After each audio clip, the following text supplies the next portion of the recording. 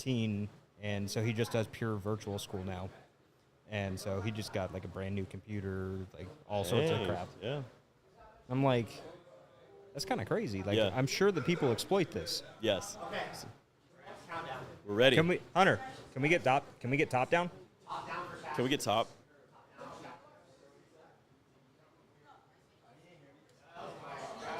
Thank you. Hi everyone, welcome back. It's really gonna mess me up that they have the same sleeves. Oh crap! What a unique one.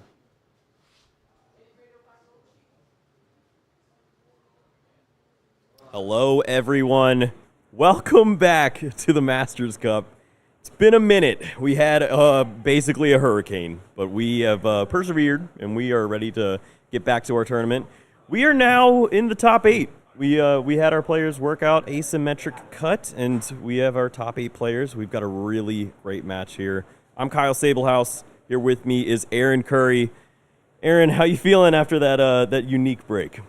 It was a bit much, but I think I'm ready to go. It was a bit of a shame, like we couldn't do the ASIM. We would have liked to see those extra games, but this one's pretty intriguing. Yeah, this is a wild matchup. I feel like we're going to figure it out as we go. Players are ready. Let's start this off here with Gabriel Fernandez with the Buddy Poffin. What a great rip there to start things off. Yep, so again, to remind people, Gabriel was on stream earlier playing that Charizard deck, and so seeing this Buddy Poffin, obviously we're probably going to see some Charmanders hit the bench. Going to do a little bit of prize checking here first, but no fancy tricks, none of the Dragapults that we've seen in some of the other decks. Just nice and consistent, get your Charizard set up, and get ready to go. But the thing that viewers might notice on the right side of the stream is something that I don't think many people expected to see. Yeah, this is a pretty interesting card. Had a lot of hype coming into this set, but I don't know if people exactly figured out how to play the deck. Cynthia's Garchomp EX, and it's got a unique engine. The Cynthia's engine, you've got some ways to amplify damage with Cynthia's Roserade. You've got ways to increase your hit points with the Cynthia's Power Weight. We see Power Glass to help out with doing even more damage. There's a lot of interesting ways to boost up your attacks and stick around for a long time. Exactly. And if you know, for longtime players of the game, you might be familiar with the concept that this deck is based on. It goes all the way back to the Dragon's Exalted expansion with a different Garchomp. That deck was called Fluffy Chomp, the Garchomp Altaria. The whole thing, you'd have a nice consistency engine built into the deck with the Cynthia's Gabite, with that Champion's Call ability, allows you to go search your deck for a Cynthia's Pokemon, get things set up nice and smooth. You can chain those Gabites together. You have the Cynthia's Roserade that likes to sit on the bench, amplify the damage of that Garchomp, make that Corkscrew Dive do more damage. You get to boost your damage numbers to some more respectable numbers than what you see printed on the card. Take some key knockouts. Yeah, you start searching out all of your Pokemon, and all that's left is good cards to find. You find all the ways to end up dealing a lot of damage, stick around for a long time, and that's a unique number to hit. 400 hit points up against Charizard. You're running into Burning Darkness. If prize cards aren't taken, you could stick around for the third shot of that. It's pretty unreal. Absolutely, especially when we know Gabriel does not play the Dusknoir in his list. We're not going to see anything where that Charizard can reach over the top and KO through that massive Garchomp HP pool. And Fabian is packing 4 of those Cynthia's Power Weights to make those Garchomps as beefy as possible. Yep. Only damage modification we see is the inclusion of the Monkey Dory, but even then, it's pretty tricky to work in the mix, and you already have to have that damage on board, which Fabian could certainly play around. But he's going to go into this turn now with a very similar plan. He's got that Buddy Poffin, and he's going to work out this strategy. He's check out all these basic Pokemon and start to slowly build up. Yeah, and like we see with a lot of the Stage 2 decks in this format, a nice TM Evo. We see that pulled to the front of the deck there. I'm going to have to assume that an Arvin is going to follow up this play. We'll see that TM Evo likely grab out 2 Cynthia's Gabites, be able to get, 2 of those Cynthia's Gibbles, rather, and then the TM Evo will get 2 Gabites onto the board, ready to Champion's Call on the following turn. I mean, you might as well skip the step. It's coming out, and then a lot of Pokemon will be searched. It's a pretty great play here, and I mean, you don't need that much to get the ball rolling. Energy is the only thing that we haven't seen yet from the hand. Maybe got a flash there of the Luminous Energy, but we'll have to check to confirm. And I mean, this looks like a pretty ridiculous start here. 4 basic Pokemon, 2 evolutions ready to roll. Luminous to go on the Monkey Dory, if we saw that right. That is pretty zesty. Now, the one thing that Gabriel does have to his advantage is that outside of that Monkey Dory damage amplification with 2 Roserades on board, those Charizards are also not going down in one hit. Yeah, no, great point. There's a lot that needs to be done on both sides to take knockouts here, and that's why the setup is so important. And we see Gabriel with a nod to that, with immediately throwing down the Brock Scouting. Just needs to see some more Pokemon, and it is desperation time. If you need to go search out that Cleffa, we need a better hand than this. Absolutely. And indicates, no follow-up supporter currently. We're probably going to hopefully find one off of this Grasping Draw. We do see that Energy Search getting the Singular Dark out of the deck for the Monkey Dory to be able to bounce some of that damage back. And you're probably happy giving up that single prize card if you're Gabriel. Yeah, no, this works out very well. Sees plenty of cards now, an opportunity maybe to get out of this mess and start to build on this setup. Sneaky there, we see the Pidgeotto dropped in, and we can't forget how great this deck is when it has access to Quick Search. Both players will be searching out a lot of different cards, but when you get to pick one of whatever you want, you probably will find a good answer soon. Yeah, finding one of anything you want is probably a little bit better than finding just a Pokemon. Well, we'll see a couple of Pokemon here selected for Fabian, and it's starting to build. This is what the deck does. As soon as the Champions calls get rolling, you find multiple Pokemon here. He's flying all over the board, and the Crispin to top things off too. That energy acceleration, really the one awkward piece of this deck that hasn't always worked out. This when you have it this well, this early, I mean, we have a Monkey Dory attacking potentially here, and you can preserve your Garchomps. Yeah, this is likely not the threat that Gabriel was expecting to come down this turn. Surprise! But when you have the energy that you need to use that Mind Bend, maybe you can start to power up for that Draconic Buster in the back instead and save your Garchomp from taking some of that excess damage. Unreal. Look at this setup here. This is the second turn of the game. 2 Stage 2 Pokemon. Obviously, no rare candies used in the making of this setup. Has the Monkey Dory ready to roll with the energy and just feels comfortable passing over here with the Garchomp in the active spot. What do you think about not taking this knockout here? Was that going to be bait to take a Cleffa knockout? We're in this position. I'm not sure if Fabian knows what A-Spec Gabriel's playing. Maybe in fear of that unfair stamp, maybe wants to preserve that hand a little bit, or likely is just not wanting to amplify the damage coming in from that Charizard. Wants to get more energy established on the board. You have time to set everything up.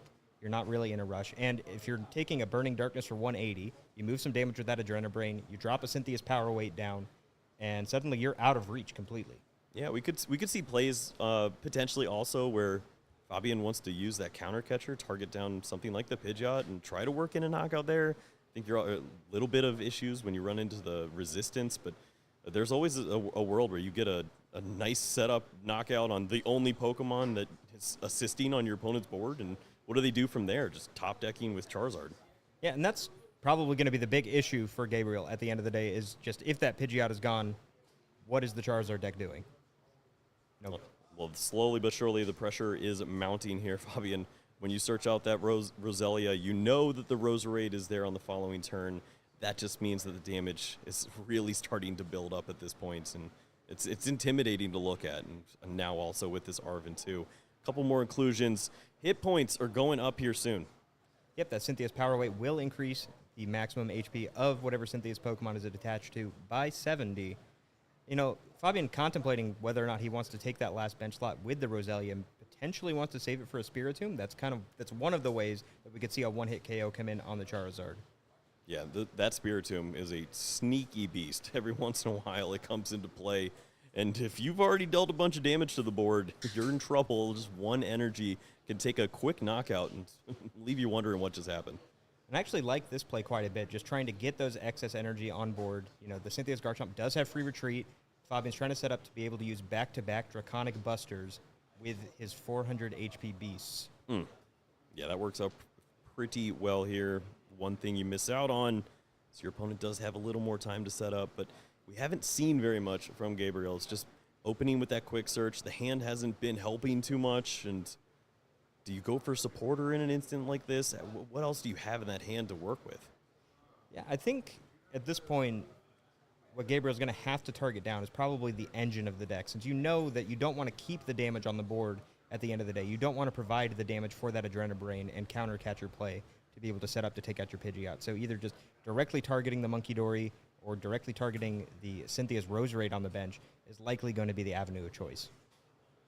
Well, we see the rare candy, so things will start rolling here. Gabriel gets to accelerate a few energies here now with the Infernal Rain, has access to that Burning Darkness to take a knockout on whatever he may choose. If that boss's orders is in the hand too, we could see one of those two plays that you mentioned. I feel like the Monkey Dory is pretty tempting. Just anytime you can get rid of that already established dark energy there, you feel pretty good. Absolutely. It's going to be one of the harder things to recycle too. You know, you can't search it with that Champion's Call. Luminous is a limited quantity energy. You can't recover it in any way. And we already know that the dark energy is in the discard pile. Yeah, that's a great point. Starting to run out of energies at this spot. At this point, finding the right resource at the right time. It might come down to that timely Night Stretcher to help out. And we do see, I believe, so still finishing the Infernal Rain.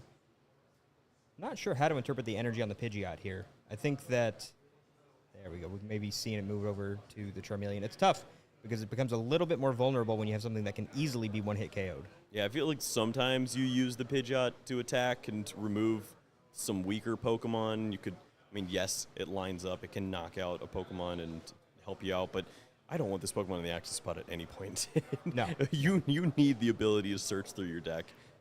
Especially while those Roserades on the board, making it possible to one-hit KO it. You know, another inclusion we haven't talked about yet in Fabian's list that just absolutely renders that Pidgeot useless is the Team Rocket's Watchtower. Oh, yeah, that's right. A timely Watchtower. We know this is mainly an answer now for the Noctowl, but if you drop it on a Pidgeot, and it's very reminiscent of our Battle Frontier days. We've seen this many times before. You shut that Pokemon down, you disrupt the hand, and it could be night-night to that hand. Very, very difficult indeed. Well, a few more searches out with the Arvin, just thinning out, maybe in the Ultra Ball there, just removing these cards and taking that quick knockout on the Roselia, limiting a little bit of that damage output potential, but starting the war. And is Fabian ready for this? We'll have to see. Yep, so we see the promotion of the Garchomp. We're likely, you know, you have both attacks at your disposal theoretically. You have to imagine that Fabian has an energy to attach for turn, having not attacked so far in this game. And we know he's been holding on to that counter catcher as well, which just lines everything up, could do a counterplay, knock out Gabriel's Monkey Dory. I think that, like a lot of games in this format, this at some point will come down to a Monkey Dory war of sorts, and it's just kind of one of the most important Pokemon in this Destined Rivals metagame. Yeah, leaving damage on board feels so awkward in this matchup. You need to be cleaning up Pokemon here, and decides to go with the Charmeleon. Already a fire energy on that Pokemon. Easily could have evolved into a Charizard, and maybe that means that Fabian also is thinking about removing that second Charmeleon too, just going after all the attacking power in this situation. Yeah, I think you put yourself in a position, if you're Fabian, that you are hoping to have to one-hit KO as few Charizards as possible.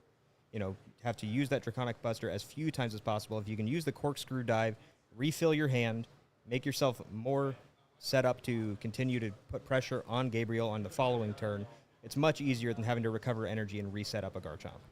Whew, things are flying over here, and there is a strategy lined up now. Gabriel, once you've taken down the Roselia, wants to take away the Roserade too. Just play against a Garchomp deck and see how it works out. Eventually, you do have to target down those hit points and work through this, but if you can avoid it for as long as possible, you might as well, and limit the damage output on the other side. Yep, so far does not have to worry about the Monkey Dory. You know, there's no damage being left on board. All of these have been one-hit KOs, so the Monkey Dory is nice and safe to sit on the bench for the time being from Gabriel's perspective. I think an interesting play actually could be a Mind Bend here. Ooh, you know what? That'd actually be pretty great. Yeah, you have that free retreat, obviously, the access of the luminous energy to provide that psychic effect. Don't know if the other energies are there to help out. We have seen a couple discards. We've seen some energies hit the discard pile, but and if you can't go with that double luminous energy there, but we'll see what's left in the hand. Second Monkey Dory and a dark energy too. So really saying to Gabriel, I'd love to see you leave some damage on this board. Yeah, you said you took out my proactive damage amplification. How about my reactive damage amplification? 30 damage will happen sometime, and I'll also heal myself a little bit.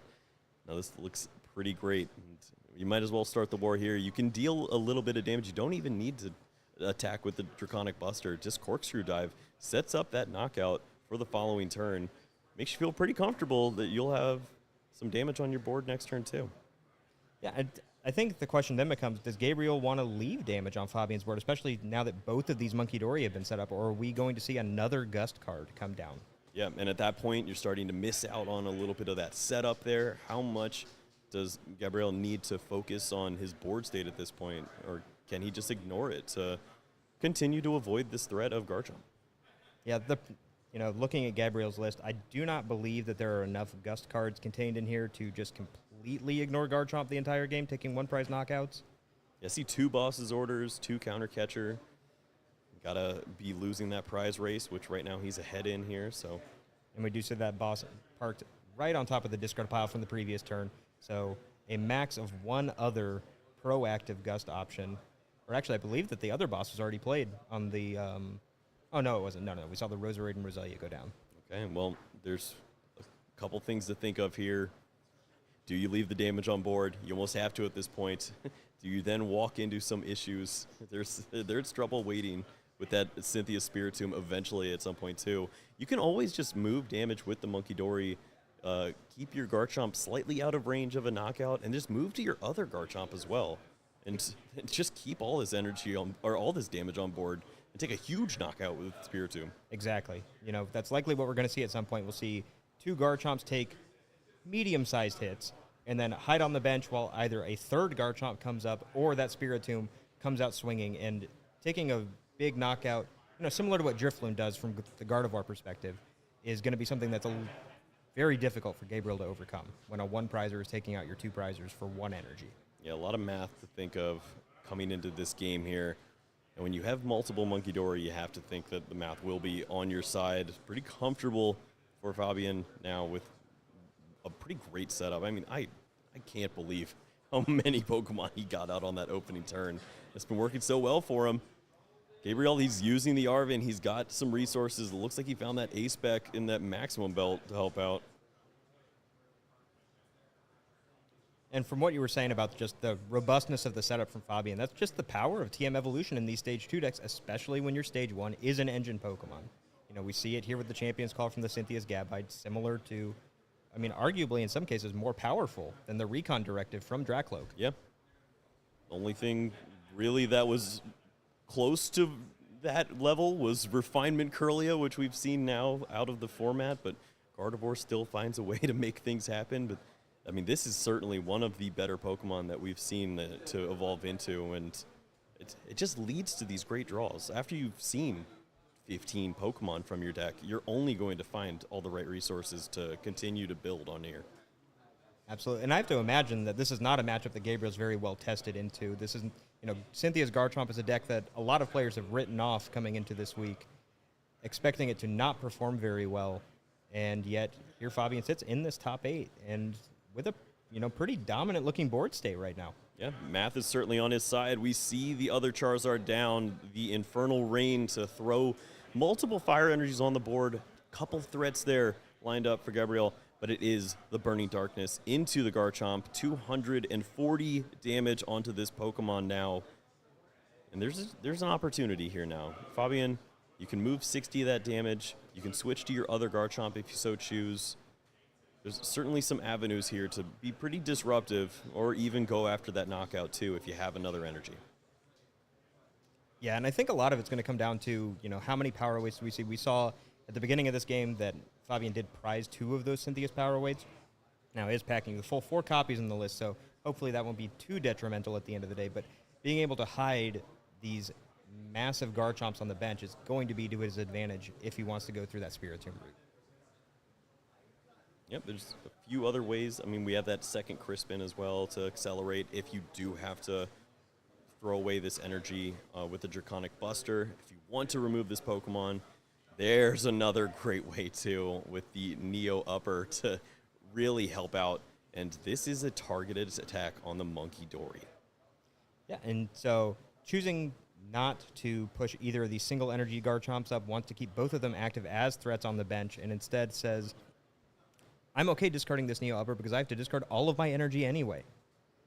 You know, Neo Upper, a seldom seen ace spec, you know, pops up from time to time in these Dragapult lists, and instead we just see, oh.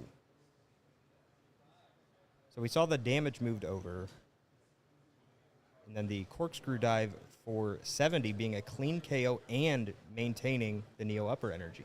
Okay, so a threat now established. You still have the threat of the Draconic Buster for a pretty heavy amount of damage. It would still threaten to knock out one of those Charizard EX that's already got the damage on it. No way to move that damage after the Monkey Dory has fallen. And if you do attack into this Pokemon and you don't have a way to knock it out, a Spiritomb Retreat is waiting for you for, what, 400 damage? It's devastating. Now, notably, with no more Gabites on board, it might be a little bit more difficult to access that Spiritomb, but Fabian has done a really good job of creating a threat-diverse board, having 3 Garchomp ready to jump into action at any time. Yeah, we see in the hand, if this hand sticks around, it looks like Artisan is there as well as an energy, so he's got a lot working for him. It's on the back of Pidgeot to find some help here. I think I spy the Watchtower in that hand, too. Oh, man. There's a chance that this could just be an extremely disruptive turn from Fabian once things pass back over. Some devastating options on that side. Gabriel really trying to figure out how to navigate his way through this. You know, still, Fabian, importantly, only taking a single prize that last turn, has not yet activated those counter catcher from Gabriel's side. Does not want him to have access to those gusting options. Yeah, that's a great point. There's just not much really to do from this point. If you have access to that final copy of Boss's Orders, you could remove the other Garchomp that's already pretty heavily damaged at this point. But after that, you still need to work your way through likely 400 hit points, and you don't have any way to move this Pokemon out of the active spot. Yeah, 400 is a pretty big number. We don't often see HP totals that high. Feels like Wailord numbers way back in the day. Yeah, 400's a little ridiculous. We rarely see that actually culminate in a knockout without weakness, and that's not a factor here. Now, importantly, the Garchomp weak to grass, not a super great weakness to have in the format currently. A lot of people targeting those Grimmsnarl decks, but looks like we might have enough damage on board now, Kyle, for that Spiritomb to come out to play. You're right. We're getting, I think we're already there, 240 and what, 200 on the other side, 440. That is absolute pain that we are staring at right here. And this little guy does work, and he's reading it. That's good news. That is good news if you're a Fabian fan. He says, oh, yeah, thumbs up. I'm in trouble. Gabriel acknowledging just how powerful the Spiritomb's going to be coming out this turn. Good play. Whoops. And Fabian probably does not care about giving up the counter catcher at this point. You think? Yeah, I think we're doing all right. This is pretty ridiculous. A giant knockout. You still preserve one of your Garchomp as well as... Sure, you can target one, you can take the knockout. There's still a ton of damage on board, a single prizer that does so much to help you out. You still have 2 Monkey Dory to spread damage around and try to take the last prize cards. Maybe put pressure on a Charmander here and make your opponent have to find evolutions as well as keep up with just one Pidgeot. And the important thing, Fabian did not have to utilize the Artisan, so that Team Rocket's Watchtower could still come into play here. Wow, yep, there's a lot to think about here, and it's not like Charizard's known for having their stadiums. The Watchtower is in. Are we going to see Gabriel read this card too? I sure hope not. Spiritomb dealing so much damage that it can start handing it out to friends.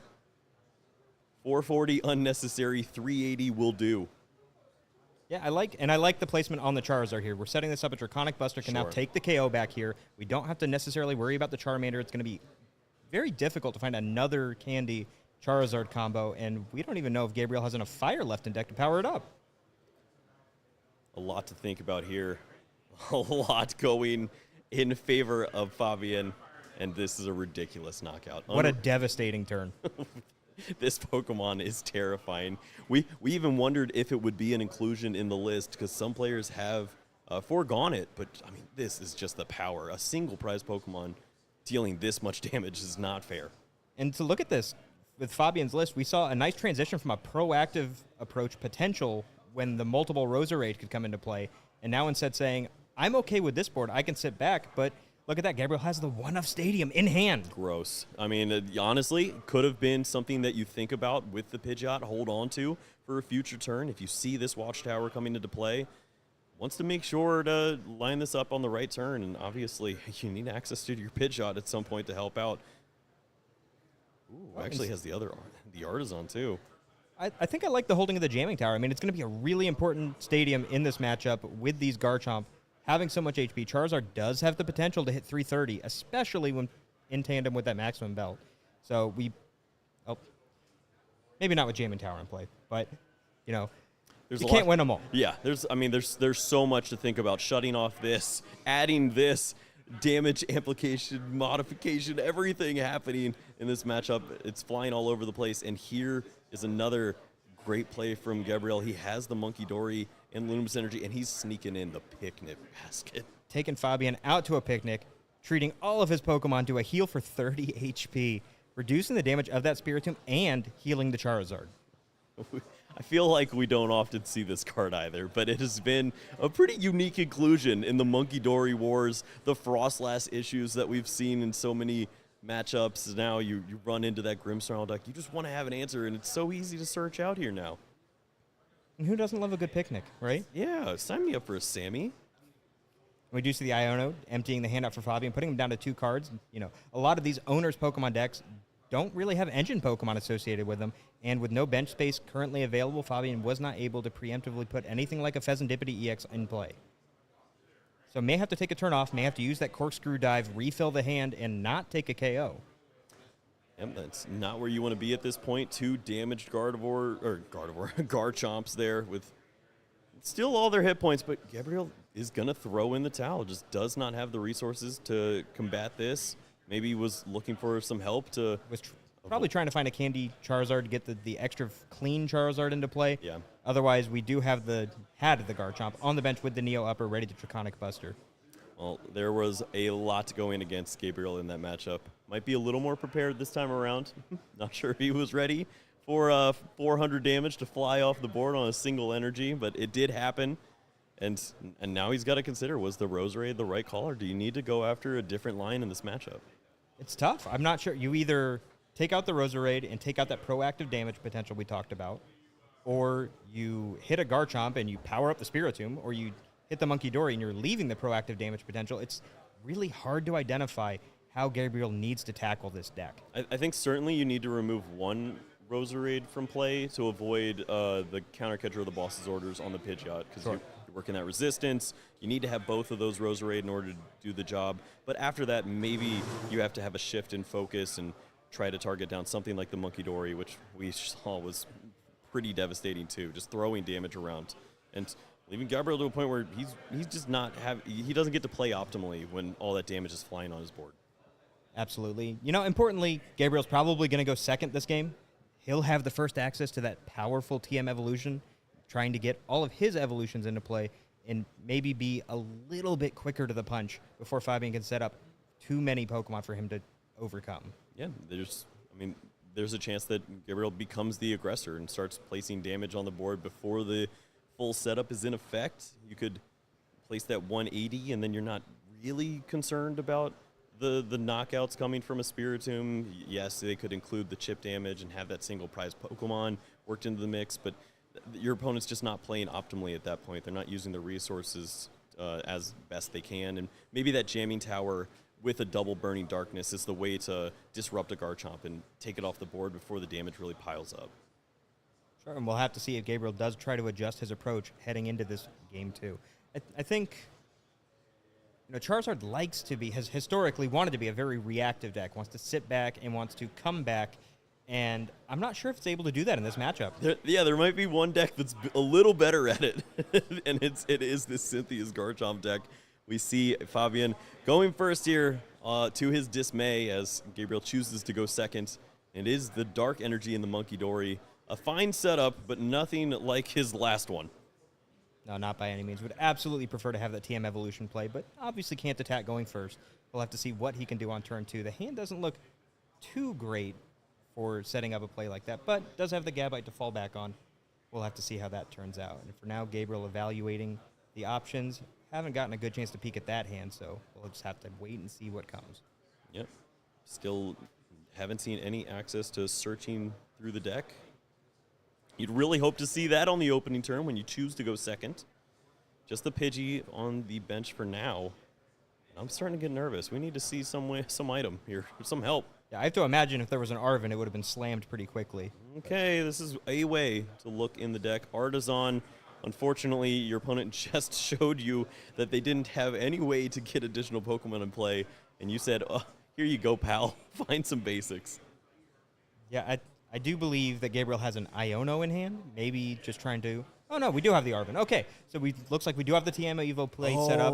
Doesn't just want to get the Pidgeotto in play, wants the Charmeleon, and is willing to hand over a basic Pokemon to Fabian in exchange for getting the Charmeleon on the board. You know what? That Fire Energy, Jesper talked about it. He top-decked it when he needed it.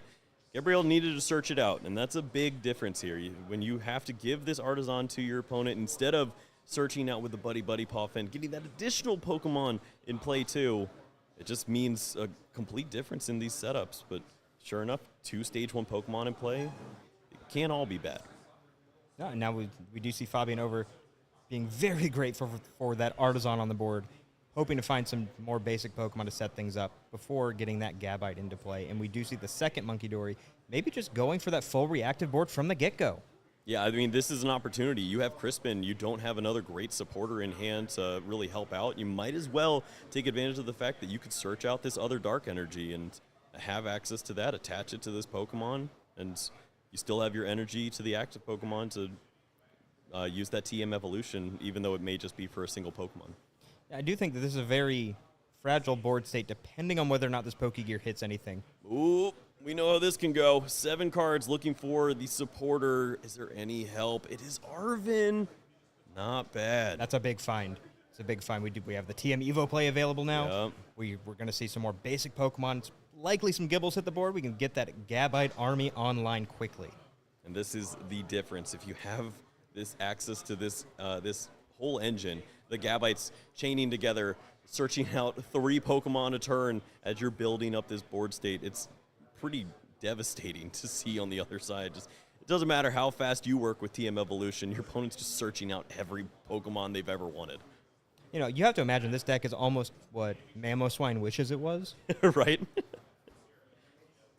And I like this switch into the Monkey Dory a lot as well. You get to keep your Gabite nice and safe on the bench. Can probably even TM Evo into the Garchomp so you don't get boss KO'd, because even with the power weight, you're only 170 HP if you're a Gabite. But that Garchomp is nice and healthy at 400. Yeah, a beefy boy, ready to hang out for quite a few turns. No reason to get aggressive and go after prize cards for a few turns for Fabian. He will hang on and just absorb some 180s for as long as he can, and there's no real threat for Gabriel to target. He loved to target the Roselia, and at this point, he would just have to work through Monkey Dories or use boss's orders slightly inefficiently at this, and it's just not where he wants to be. I mean, I do think in this position, Gabriel would love to take that Gabite out, get that engine offline, force Fabian to have to Artisan for another Gibble, take another turn to get that engine rolling, as opposed to it snowballing out of control. Well, it's likely a slower approach. Iono and the Technical Machine Evolution. We see the Pidgeotto, the Charmeleon. There's access to a few Pokemon to evolve into. Ultra Ball here too. He's flying. And the Luminous Energy for the Monkey Dory. You know, to be honest with you, these starts aren't explosive by any means. You know, we're having to see multiple TM Evolution attacks to get the board going. But I think both of these players are at least moderately happy with their setup. You know, even with no rare candy, we do have a turn 2 Charizard and turn 2 Pidgeot on board for Gabriel. Yeah, imagine getting this much hit points out in any game on turn 2 without using rare candy. It's just wild to think, and sure enough, this one attacks pretty heavy. Will not have access to a way to move this active Pokemon, so if Gabriel chooses to attack, it's the knockout on the Monkey Dory. We'll see if he's feeling aggressive in this matchup. It doesn't usually fare well for Charizard, but we saw how Game 1 went, and maybe he has to switch things up. I think it almost would be interesting to see a Blazing Destruction here. Like, it may not be the correct play by any means. You know, we don't necessarily have a good gauge on how strong Fabian's hand is following that Iono, but if you deny the access to future basics, force that Champion's Call to go find a basic Pokemon as opposed to finding, you know, multiple basics, multiple evolutions. Ooh. But it could be a little bit too slow. Oh, the All right. Pidgeot? He was thinking about it. Pidgeot, you know what's better than Blazing Destruction? Blustery Wind? Yeah, and it would work. I mean, there's no Roselia in play. You're not worried about the knockout on that Pidgeot, but forgoes that, who's a little cute, is going to move into the Charizard, and now Fabian feels comfortable going for the Buddy Buddy into likely what I would expect to be double Roselia unless surprises are saying otherwise. Yeah, it looks like, I believe I only saw one on that deck search. Just a different colored Monkey Dory, if you will, at the end of the day. Yeah. Or maybe Monkey Dory's a different Roselia. I don't know. Well, the damage piles up either way. But yeah, that's I'm seeing some Shaman. I'm not seeing any other green friends that we want. And you know, Fabian started notably weaker than it was last game. We don't have multiple Garchomps online yet. We don't have the energy spread out across the board, creating multiple attackers. But we do have a Neo Upper Energy. Man, yeah, this is starting to build up, and it's as simple as taking this knockout. It's not about the prize card. It is about the hand refill. And yes, 2 cards in hand, a Watchtower down, and the potential to lock out Gabriel from a lot of resources for the remainder of the game. With a stadium already played, it is, just the Jamming Tower here to help out? Yep, just the Jamming Tower. Only the 2 stadiums in the list. But importantly for Gabriel, does already have a Charizard online, already has the Luminous on the Monkey Dory, has a lot of the tools that he would want access to in play currently. You know, maybe stops the board state from progressing, but I think we're just going to start seeing some Stage 2s swinging into each other. Yeah, this is some old school Pokemon here. Just punch them in the face and add up the pips. See if it works out for you. 210 damage onto this 400 hit point Pokemon. You know, notably outside of the Spiritomb range, even with the Roserade in play. We are a Monkey Dory Dark Energy away from being out of range of another Burning Darkness. I believe that's 10 short, even at 390. So a few things to consider as you move into this game. Just Fabian ever feel comfortable leaving this Garchomp in the active spot? And the answer might be yes. Yeah, I think you have to. You're just okay with, you know, you get the energy attachment on the bench. It's essentially the same thing as having the Garchomp up there. I think the only question is whether he feels the need to go for the Corkscrew Dive to refill the hand or the Draconic Buster to just get access to the quick damage while it's available. I guess the one issue we have there now is there is the Monkey Dory as well sitting on the bench. So damage could be pushed right back if he attacks. You likely want to use an attack this turn, and that probably means you need to move to your other Garchomp. So we're going to hide that damage here on the bench, maybe save it for the Spiritomb, especially while that Pidgeot's still locked down and cannot find a Gust card. Yep, 5-5 prize cards. If you don't find Boss's orders to knock out this Garchomp in combination with the Monkey Dory, then that is a pretty devastating setup here. You could walk right into Spiritomb knockout and be in a world of pain, let alone just a Draconic Buster on the following turn. This chip damage, it does add up. Yeah, and just trading. Oh! Was that a top deck? If it wasn't, I'm going to pretend it was. That was sick. Sign me up. Boss's orders to take this Pokemon. The Monkey Dory can help clean up the math, and that is absolutely what Gabriel needed to see. And this is a huge knockout. We can't understate that. You know, taking the damage off the board, so the Monkey Dory is offline, but Gabriel still only has the 1 Charizard in play. So if it goes down to a Draconic Buster in this turn, Fabian notably has the Garchomp with the energy. Gabriel could still really be in trouble here. Yeah, no, it does take a lot from Fabian here. We've seen a Crispin already played. This is not a list that plays the Power Glass, so you don't have access to accelerating too many more energies unless you find that other Crispin on the following turn. So Draconic Buster means Corkscrew Dive on the following turn, but honestly, once you remove this Charizard, you might feel comfortable just throwing the energies.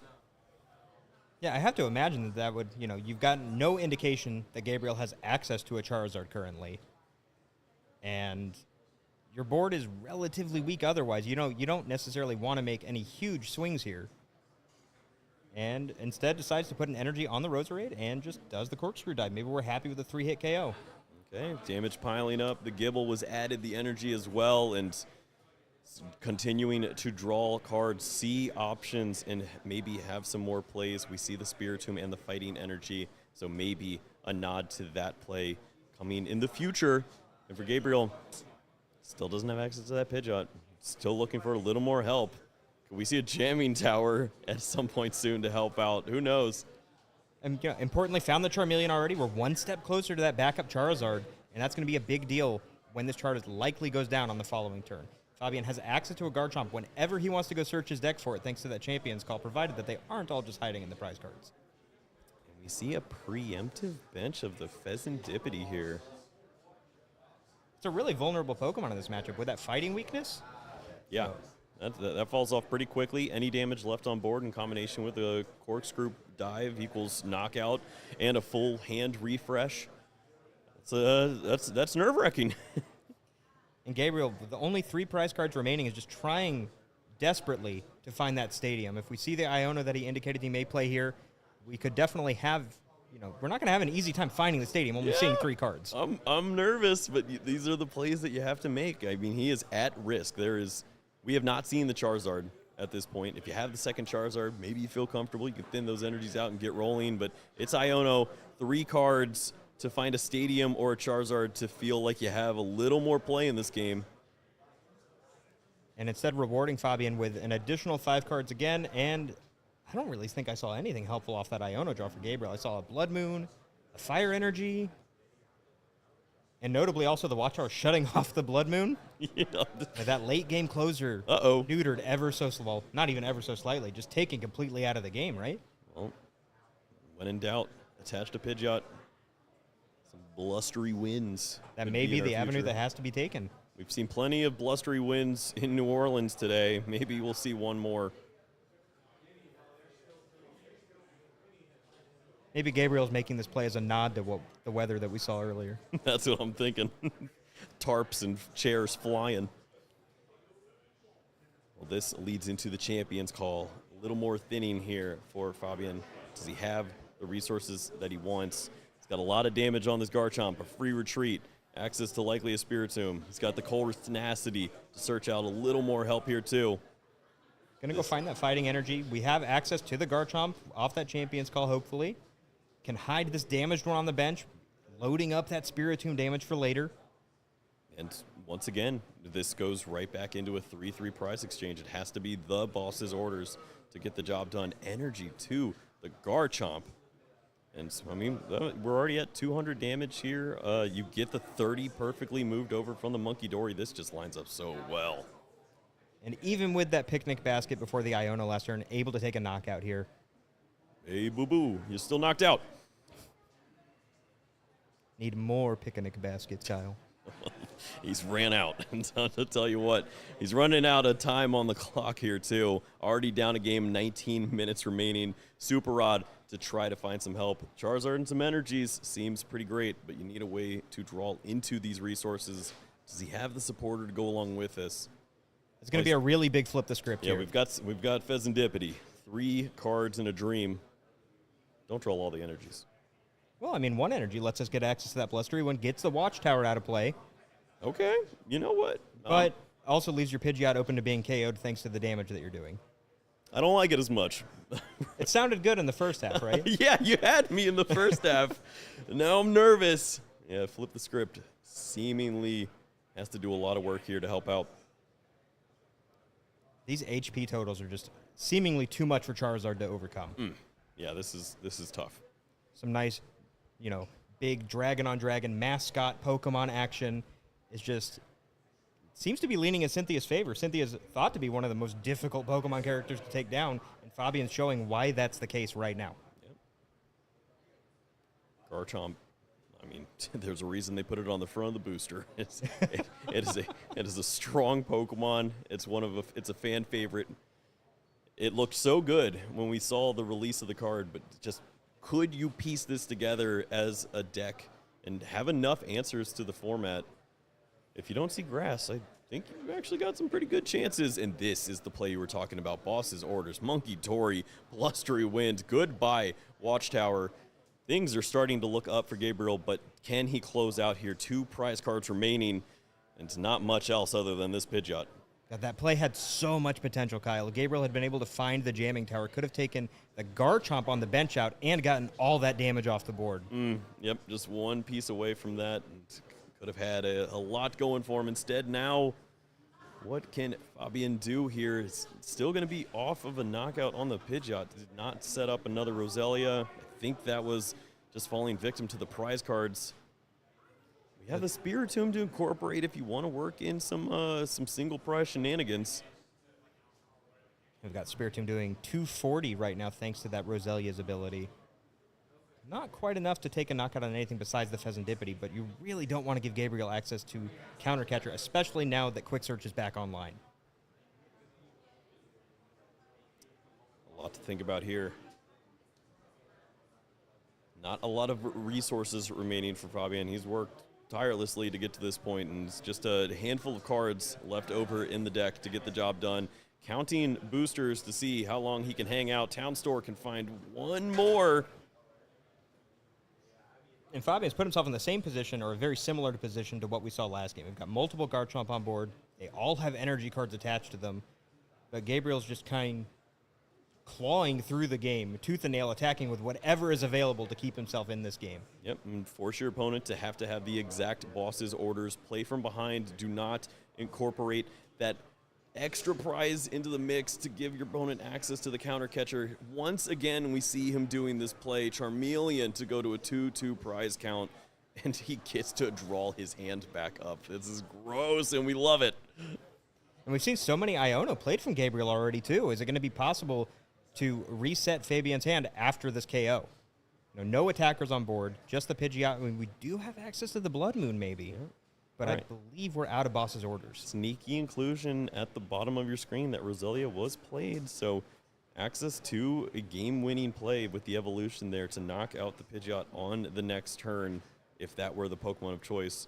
Has the most hit points to hang around, but maybe Gabriel has another plan up his sleeve. Well, we could see the Town Store for the Max Belt. Not quite sure if that lines up anything well for him, though. We're getting close to Blood Moon, Max Belt, no damage on board, so Monkey Dory can't help. It's trying to find an answer, but it probably involves 2 attacks. Just wishing to give a prize penalty to his opponent, use a counter catcher. An old school prize penalty? Yeah, sign me up. Just a very, very difficult situation to be in. Just this ragtag board on Gabriel's side. Not many attackers left available. Trying to piece a plan together and trying to see if there is an avenue that he can take to win this game. Slow and steady. Has to reset. Understands that to take a big knockout on a turn like next turn, he's going to need Charmander to do just that. Rare Candy Charizard, Burning Darkness to deal a ton of damage. There's potential here, but how do you stick around? You won't be leaving damage on board, as it is the sacrificial Charmander in the active spot. Yeah, and notably with the play of that Roselia, there's no room for a Monkey Dory on Fabian's side this turn, so Gabriel feeling like he can take things a little bit slower, maybe try to offer a sacrificial prize card and reactivate his counter catchers to close this game out. Then the question becomes, how many bosses' orders are left for Fabian? We see the hand. It's a pile of Ionos and a Roserade to help out, but does not exactly have the answer to taking this Pidgeot to win the game. Now this brave Charmander daring Fabian to use Corkscrew Dive. Hit me, bro. You won't. And he might not. He might not. I don't think he's going to. It's a turn where, Fabian just really wants the boss here. I don't know if there's any other way around it. We may just see a lot of draw passing until somebody decides to break the stalemate. Which is wild, because there's a Pidgeot that finally can use its ability, and he can't search out what he wants because he has to wait. Well, and I believe Gabriel is actually out of boss's orders as well. Okay, so we're just looking at a stalemate at this point. Maybe Fabian has access to one more copy, but has to use the Iono in order to do that. Really tempted to draw that hand back up, but you can't. It's just a pass of the turn. Cannot walk into an obvious game-winning play there with the counter catcher. And the brave Charmander, against all odds, survives the turn against Garchomp. Does it ever receive a max belt? unlikely. I mean, at this point, Gabriel does not want to put more damage on Fabian's board. Yeah, it's just stuck. I mean, is this a deck out angle? We're close. For Fabian, resources certainly were low. We saw a full hand Iono down to 2, so that helped refresh. Maybe we're looking at 12 cards in deck at that point. But I believe were there 2 or 3 Iono in that hand? Yeah, a few. There were at least 2, potentially a third. So then the question becomes, does Gabriel feel that there's enough time left to pursue this deck out angle? I mean, if it's the only avenue that he has, I don't know what other options he has to go for. I mean, it is a unique format. We're playing best of 3, 60 minutes as opposed to the typical 75. Players have been playing quickly, so we've been seeing a lot of great play, and we're moving deep into this second game here, but you do have to wonder, can you play to that clock? We see the attach to the Charmander. Chooses to leave the stadium and play. Curious. Yep, maybe a post-Iono shuffle might be important at some point, but this is a pass angle. Back and forth. How many cards are remaining? Both players recognizing what is happening here on the board. We see the deck count. Yep. Can search the deck with the town store, choose to fail, and go right back to where he was. You don't need to search out another card, if there even is one. It's actually the quick search. Curious. I mean, if the deck out is the angle that he's going for, why would you continue to quick search here? I have to imagine you'd want to leave as many cards in deck as possible. Or maybe Gabriel's acknowledging that at some point Fabian's going to Iono, and it really doesn't matter. Sure. So you want the resources in hand in case he decides not to. Or you could put all of the bad resources in your hands so that when you get Iono, you have a better chance at finding Candy Charizard. But this is the angle. It is time for confusion and push damage around. But this just gives Spiritomb so much attacking power. But maybe that's enough. If you're doing the damage with a one-prizer, you're okay with hitting into this Garchomp to get it up to a point where you can eventually retreat to Pidgeot and take the KO. It's a great point. Yep, this Pokemon forces action. Can Fabian really just absorb 90 damage over and over and over again and feel comfortable? Doesn't seem likely, so maybe he has to make the first move. Instead, just an attach and pass. Promoting the Spiritomb, not wanting to leave the 2-prize target in the active, is willing to just take another 60 damage and have a confused Spiritomb sit active until Gabriel chooses to take a prize card.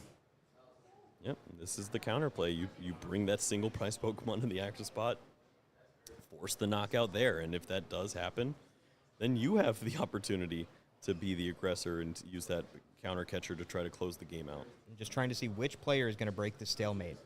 They're both basically deadlocked, staring each other in the eye, waiting for it to happen. Yep, quite a crowd building here with 9 minutes remaining to see who will move on to the top 4 here. Gabriel has been on an absolute tear this year, has won just about every tournament he's competed in. He's looking to do that once more at NAIC, but if he can make a quick stop at the Masters Cup, he'd love to do it. He's got a lot working against him here, and it is a pass of the turn from Fabian pretty confidently, too. Yeah, Fabian, you're up a game right now as Fabian. You're okay just letting this one prize card be taken? Boss's orders. And it was only a matter of time, right? Yep. If the boss is in the deck, it's going to be found. I mean, Gabriel obviously had counterplay, assuming that Fabian took a prize, but the proactive play was able to go to this Garchomp deck at the end of the day. Yep. We see, obviously, Gabriel had some plays to draw into, was trying to find the perfect mix to get the job done. But the cards just did not fall in his favor.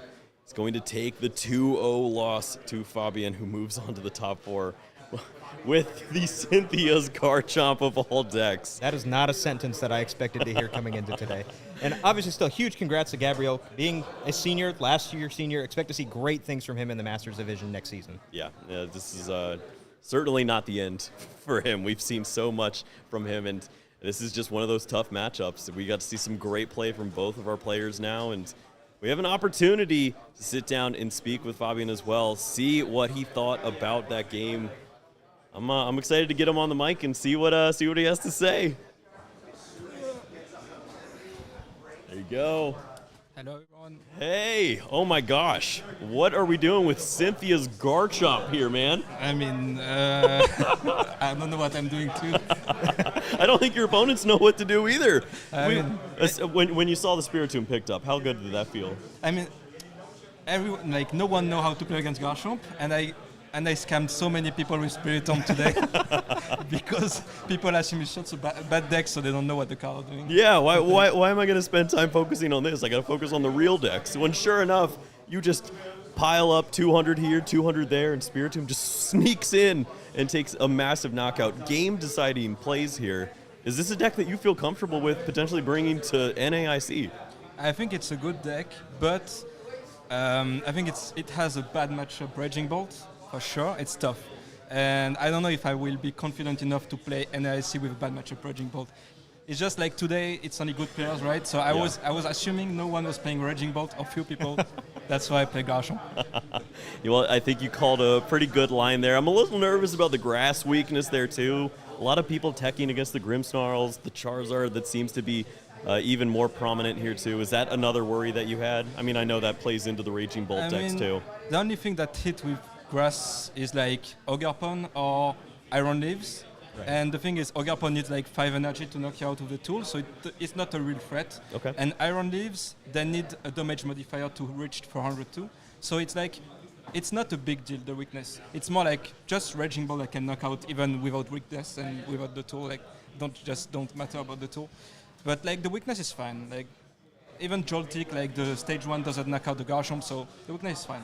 Okay, yeah. I mean, like you said, the Raging Bolt was a matchup you were hoping to avoid. Felt like walking into this room that it was acceptable to take that as a bad matchup. Yes. You feel similarly to the other, infinite damage deck in the form of Goldengo?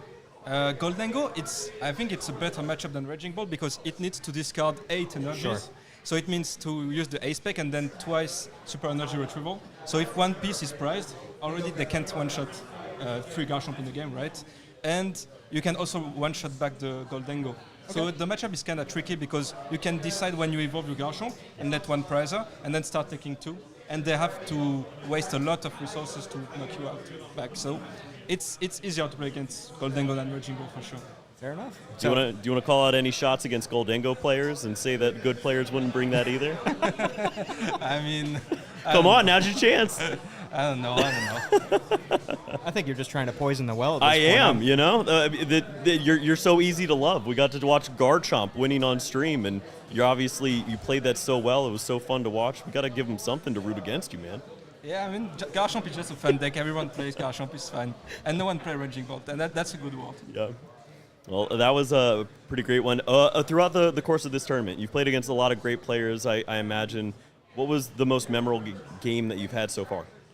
I think probably this one. Okay. Because this one was really tough. Like, it was high-level gameplay for sure because both of us played the game in a way that we didn't want to take the lead at some point. Yeah. And it was very interesting. While, like, I played against Dragapult Dusknoir, and the matchup is way easier for Garchomp than this one. So, like, I think this match was the best game of the day for sure. Yeah, it was an absolute blast watching the boss's orders war, not playing into counter catcher, just trying to find those unique ways to stay in the game. And then who doesn't love a little draw passing when there's still an answer waiting in the deck? It just adds so much for us to get excited about and watch through. You've got what on the other side waiting for you? Do you know yet? I think it's Yoshiyuki with Grimmsnarl. I knew it already. Okay. I think the matchup is playable for sure. I think it's a good matchup, but I don't know. We'll see what happens. Oh, that'll be fun. I'm sure we're looking forward to seeing that, seeing what both of those decks have. 2 new decks in this new format. Is there anyone you want to shout out before we get you over to your next game? I think Hedy, because he was with me all the day for the tournament, and we actually made the boot camp.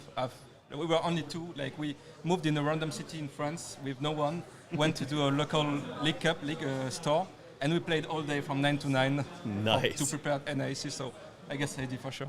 Fantastic. Well, it's great to hear from you once again. We're going to be right back with some top 4 gameplay here at the Masters Cup. We think the weather's over, so we shouldn't be going anywhere. We'll see you soon.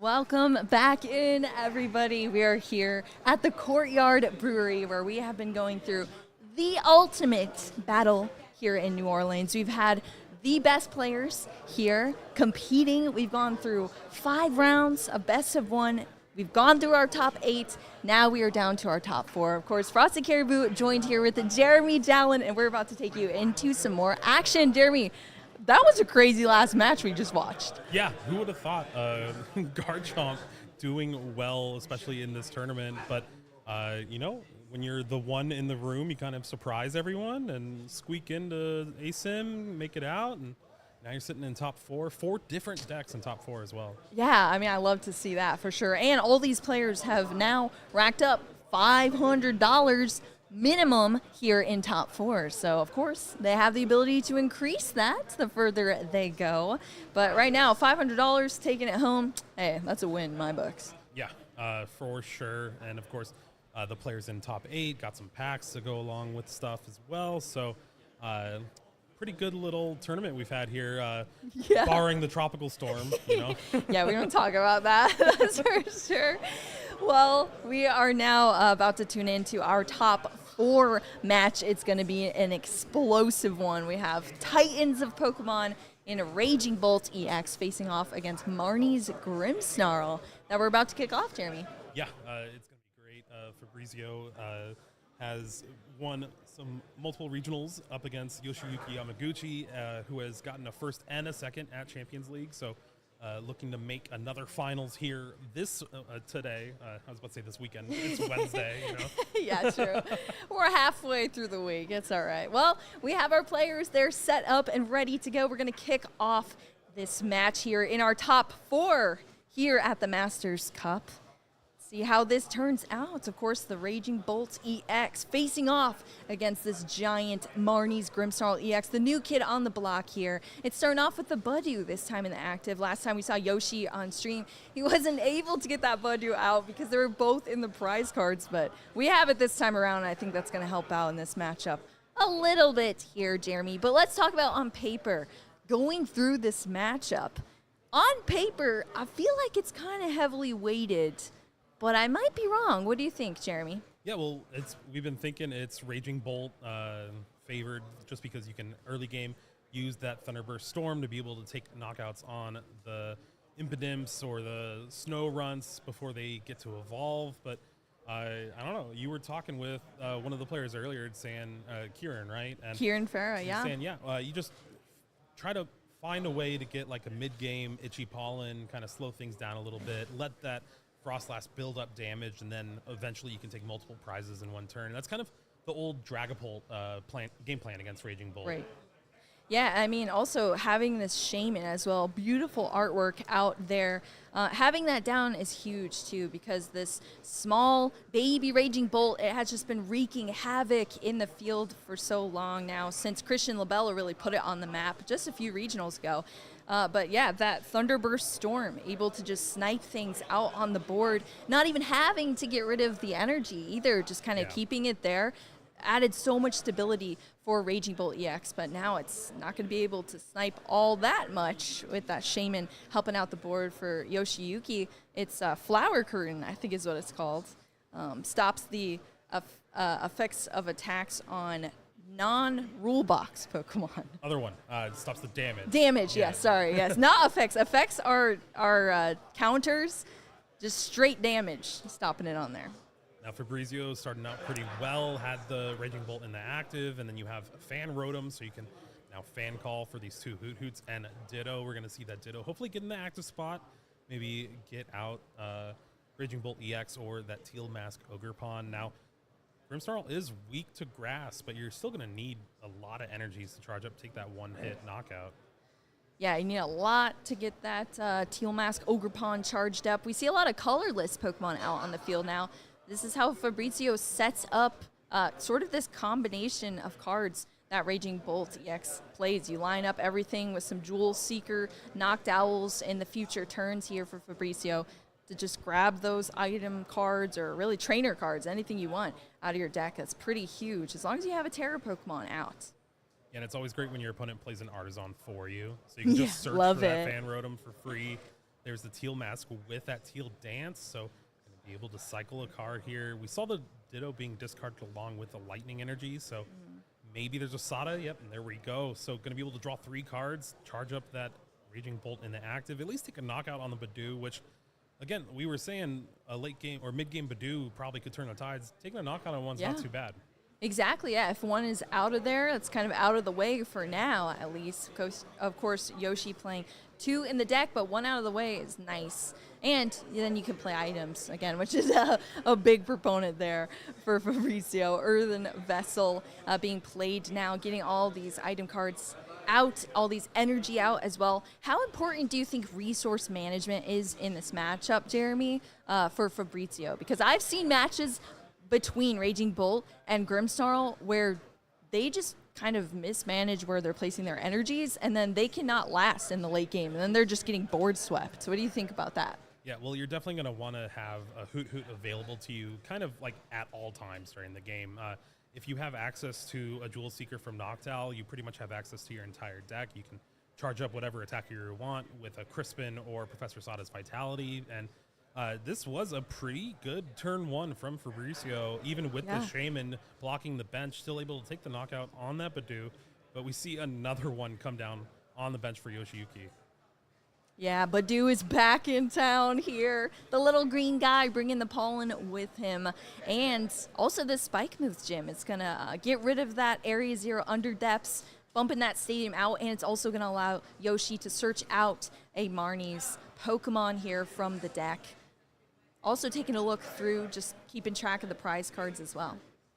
Yeah, the thing about this Marnie's Grimmsnarl EX deck, it doesn't have any real draw power itself. Like, a lot of the lists aren't even playing Fezandipity. It's like yet, Iono. just 'cause it's a liability. Yeah, so it's like Iono, you're going to see maybe Research, Arvin just trying to search or just build out the cards. Secret Box? Yeah, Secret Box. Some I think a couple of them were playing Unfair Stamp. I'm not too sure. Yeah, I think Yoshi is playing Secret Box. I'm pretty sure, but yeah, they also do play Unfair Stamp as well.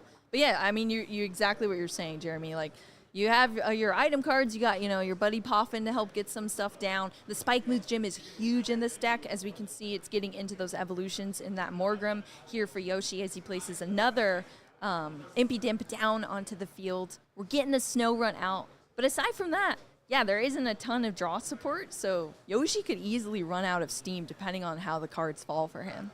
Yeah, you could just be stuck with a hand where you don't have a supporter to continue your hand, and you're like, okay, well, I hope I at least have Frost Lasses and Monkey Dory set up. And speaking of Monkey Dory, there's none on the bench. There for isn't. Yoshiyuki. Yeah, that's a thick bench here, but there is not a monkey in sight, which is very different from the match I just watched with Yoshi. It was a Grimmsnarl mirror match, and there was like millions of monkeys out on the field. What's the one little monkey jumping on the bed or whatever? There was like 8 of them. There was 8 of them. You pull out one Monkey Dory and then 6 more follow yes, it. Exactly. But here, there is no monkey. What do you think about that, Jeremy? Is he just waiting for everything else to get swept off the board till he puts them down?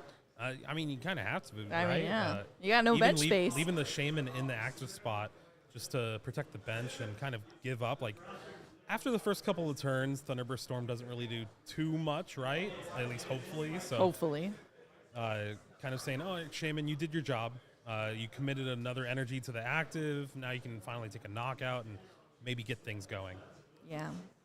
Well, that's what we're seeing here from Yoshi as he just establishes his board. We saw the 2 Snow Run come out. I mean, that's kind of showcasing what the strategy is going to be here from Yoshi. Getting those Snow Run out, they're soon to turn into Frostlass. We're going to start seeing these pings come down onto all of the ability Pokemon that are out on the field aside from the Frostlass out there. And as you see, Fabricio, on the other hand, establishing these big grass-type Pokemon in the Teal Mask Ogerpon EX. It has a pretty awesome move in itself, and when you're playing into that weakness, you're having an even better time. So I feel like this is kind of showcasing now how Fabricio is playing it. We talked about, okay, you need 3 grass energies, though, to even do Myriad Leaf Shower, but with the ability, you can get those grass energy on, manually attach. It's only a few turns away here for Fabricio to be attacking with this Teal Mask Ogerpon.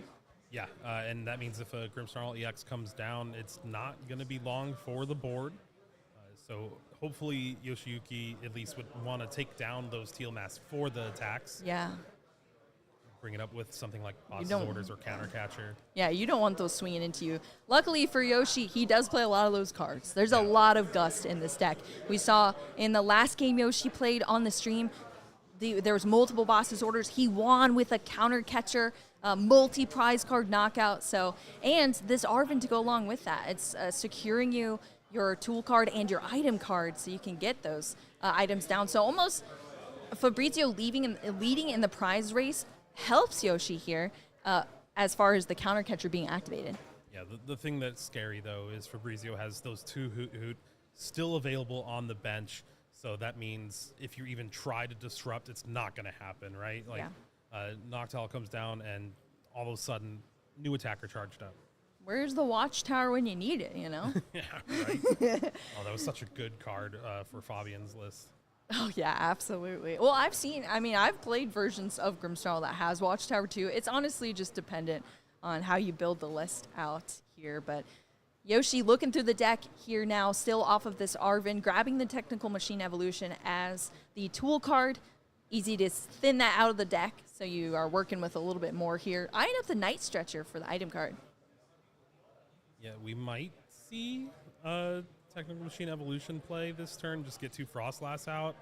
That'd be Counter nice. Catcher up, like the Fan Rotom, so I you like just buy it. a couple turns maybe. And just continue to Badoo lock. Yeah, gonna have to use this Morgrim in the active spot because that's where the energy Yeah, is. that's true. No But energy. It is just a single prize Pokemon that is not going to get knocked out by that Raging Bolt in the active spot. Fabrizio would need to commit a 4th energy to take the knockout on the active. Granted, the Raging Bolt can take knockouts on Frostlass and stuff like that now since Shaman's off the board. I think that's why he was probably eyeing down that Night Stretcher. No, you're right. You're right. Keeping track of it for the future here. But hey, look at this. It's starting to get real scary here now. The Morgrims in the active having to use that technical machine, as you said, Jeremy, to get those Frostlass out. But now the pings have started. It stacks. It's 20 damage for both of them per turn onto those ability Pokemon. So you see now Fabrizio has a lot of damage counters on the other side of the field that are just going to continue to mount here. And that's sort of what Yoshi is doing. Fabrizio's been taking prize cards as much as possible, but Yoshi is able to set up for the late game here. And that's when we start to see some explosive turns from the Marnie's Grimmsnarl. It's just whether or not Yoshi's going to be able to have the fallback with the rest of the board. As we see, the Morgrim, it's up in the active. It actually does have a decent amount of HP because it's a stage 1. It's 100. Well, I guess I've seen more for stage 1. I've seen better, but not bad. Yeah, how late is too late, though? That's the true. thing. You can try to build up the incremental damage and stuff, but it's, turn 3, turn 4 now, and you finally got your first Frostlasses in play. Still no Monkey Dory. You haven't even attacked with your Grimmsnarl EX. Itchy Pollen hasn't even been used, and we see the first Noctowl from Fabrizio here. So could we start seeing maybe some Gust KOs or Gust up a Frostlass, start Thunderburst storming the bench? Yeah, there's plays here. Fabrizio has a lot with this Jewel Seeker, seeking out these trainer cards from the deck here. There's a lot of options. Fabrizio is already leading in the prize race. 2 energy on both of these Teal Mask Ogerpon that have been on the bench. We're now bumping that stadium, getting the Spike Move out of here, expanding the bench for Fabrizio's side. And we're going to see the boss's orders bring up that Frostlass into the active position here for Fabrizio. And one of the Frostlass falls as well. Yeah, that Thunderburst The Shaman's gone. Storm, taking the knockout on that bench Frostlass, and you have the one in the active, so it just forces an energy attachment to retreat for Yoshiyuki, or maybe something like the rescue board. But it kind of gives up the Monkey Dory play, so you can't really move damage. Plus, there's no damage even on Yoshiyuki's side of the board. Yeah, like what damage are you going to move? The 30 on the 2 Teal Mask Ogerpon EXs means that you can take a knockout with Grimmsnarl, but as soon as you do, the other one's just going to come up and take a knockout back. Right, you don't want to throw up a Grimmsnarl EX willy-nilly if it's going to, lose you the game, but at this point, it might be like you said, Jeremy, is it going to be too late here for Yoshi? Fabrizio forcing more resources out of Yoshi to churn through these turns here. The Frostlass that we spent so much time trying to charge up, one was just bodied immediately, sadly. And yeah, like usually we're stacking up those damage counters on the monkeys, and we haven't seen a monkey. I'm wondering if it's like, you just needed the board space for other Pokemon. Yeah, so we're going to see the Grimmsnarl EX come down. That Punk Up is going to allow Yoshiyuki to thin out those dark energies, get them attached onto both of the Marnie's Pokemon, and then you have the rescue board to retreat. We're going to have that counter catcher that was in the hand. You can counter catcher up a Teal Mask, take a knockout, and then put 30 on the Rotom maybe, because that way it just gets knocked out in between turns. That way you only need 3 prize cards for the next turn, and you can respond with another KO with another Marnie's Grimmsnarl and hope that there's not another Teal Mask. Just hope to win this prize race from here. I mean, I've seen Yoshi do it once. I could see it again here, Jeremy, from Yoshi. He is one of those players that just absolutely thinks 10 steps ahead in his game plan against these decks. Even when the cards seem to be against him, it's like he's already got it all mapped out here. That's exactly. No. Okay, so it's just going to be taken out? Yeah, the Rotom. Well, taking out the Rotom, but With you're taking the knockout on the active. There's no counter catcher from Yoshiyuki's side of things, so opting not to deal with the Teal Mask. All right, well, Teal Mask is going to jump into the active position after that, taking 2 prize cards from Yoshi's side. Where does Fabrizio go from here, Jeremy? Another grass energy, hopefully. Yeah, we need that. At least one. I know, I wish I could see the hands here for Fabrizio. Because what, it's 5, it's 180, right? And so times 2, right. 360, it's enough for knockout. We're going to see a Crispin here after a Nest Ball finds that Raging Bolt EX. So this will allow Fabrizio to attach that Lightning Energy for the Crispin to that Raging Bolt, and then you can Teal Dance the grass to you the still active. have energy attachment, huh? Yeah. Lots of energy can come down onto the field here as the Raging Bolt is charged up as well. Of course, still needing that fighting energy for the Bellowing Thunder. We see the Teal Dance here now on the Ogre Pawn, allowing for an additional draw card for Fabrizio. Probably that Nest Ball will bring out another Pokemon. Yeah, this is looking like a real great setup for Fabrizio here to close out the game. Already has the 2 prizes taken care of with an attack from the Teal Mask, and you just need to ensure that you can get the last one, right? And I think with that Raging Bolt, with the energy, you kind of guarantee it. Like, that means Crispin or Professor Sada's Vitality is a draw that where you can just win the game. I like winning games, Jeremy. Me too. Yeah. Well, I believe our players do too. Yeah.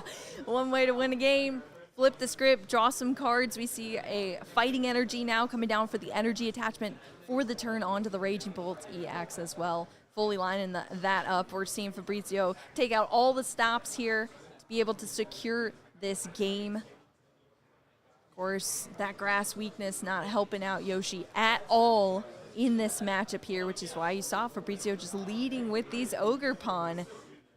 They're terrifying for the poor little Grimmsnarl as that fresh 320 HP Pokemon drops to a Teal Mask Ogre Pawn. That's 2 prize cards here. Fabrizio just needs a little more to close this game out. Yoshi's got the Badoo in the active. We see the counter catcher here as well before the professor's research for Yoshi. Yeah, this is just desperation at this point. I think you can try to Itchy Pollen maybe, but just a single energy will give Fabrizio the game. Yeah. And if you try to go for the knockout, it's just game over. Right. Hey, we still play it out. Of course, in top 8, top 4, and finals, we have 60 minutes between these players. So still 42 minutes left on the clock here. Of course, these pro players are playing at a fantastic pace as well. So Yoshi's going to play this out as much as possible. Yeah, it's definitely a lot different from Yoshiyuki's top 8 game where it's the Grimmsnarl mirror. Oh, yeah, that's there was no damage in play, 4 prizes taken, and it was like 5 minutes left. Well, we're going to see that Grimmsnarl EX put in a bunch of HP onto the board here as we see the pings from that Frostlass with those ability mons. Fabrizio using that Spike Moose Stadium to search the deck for the non-existent Marnie's Pokemon just to make sure there's an energy left.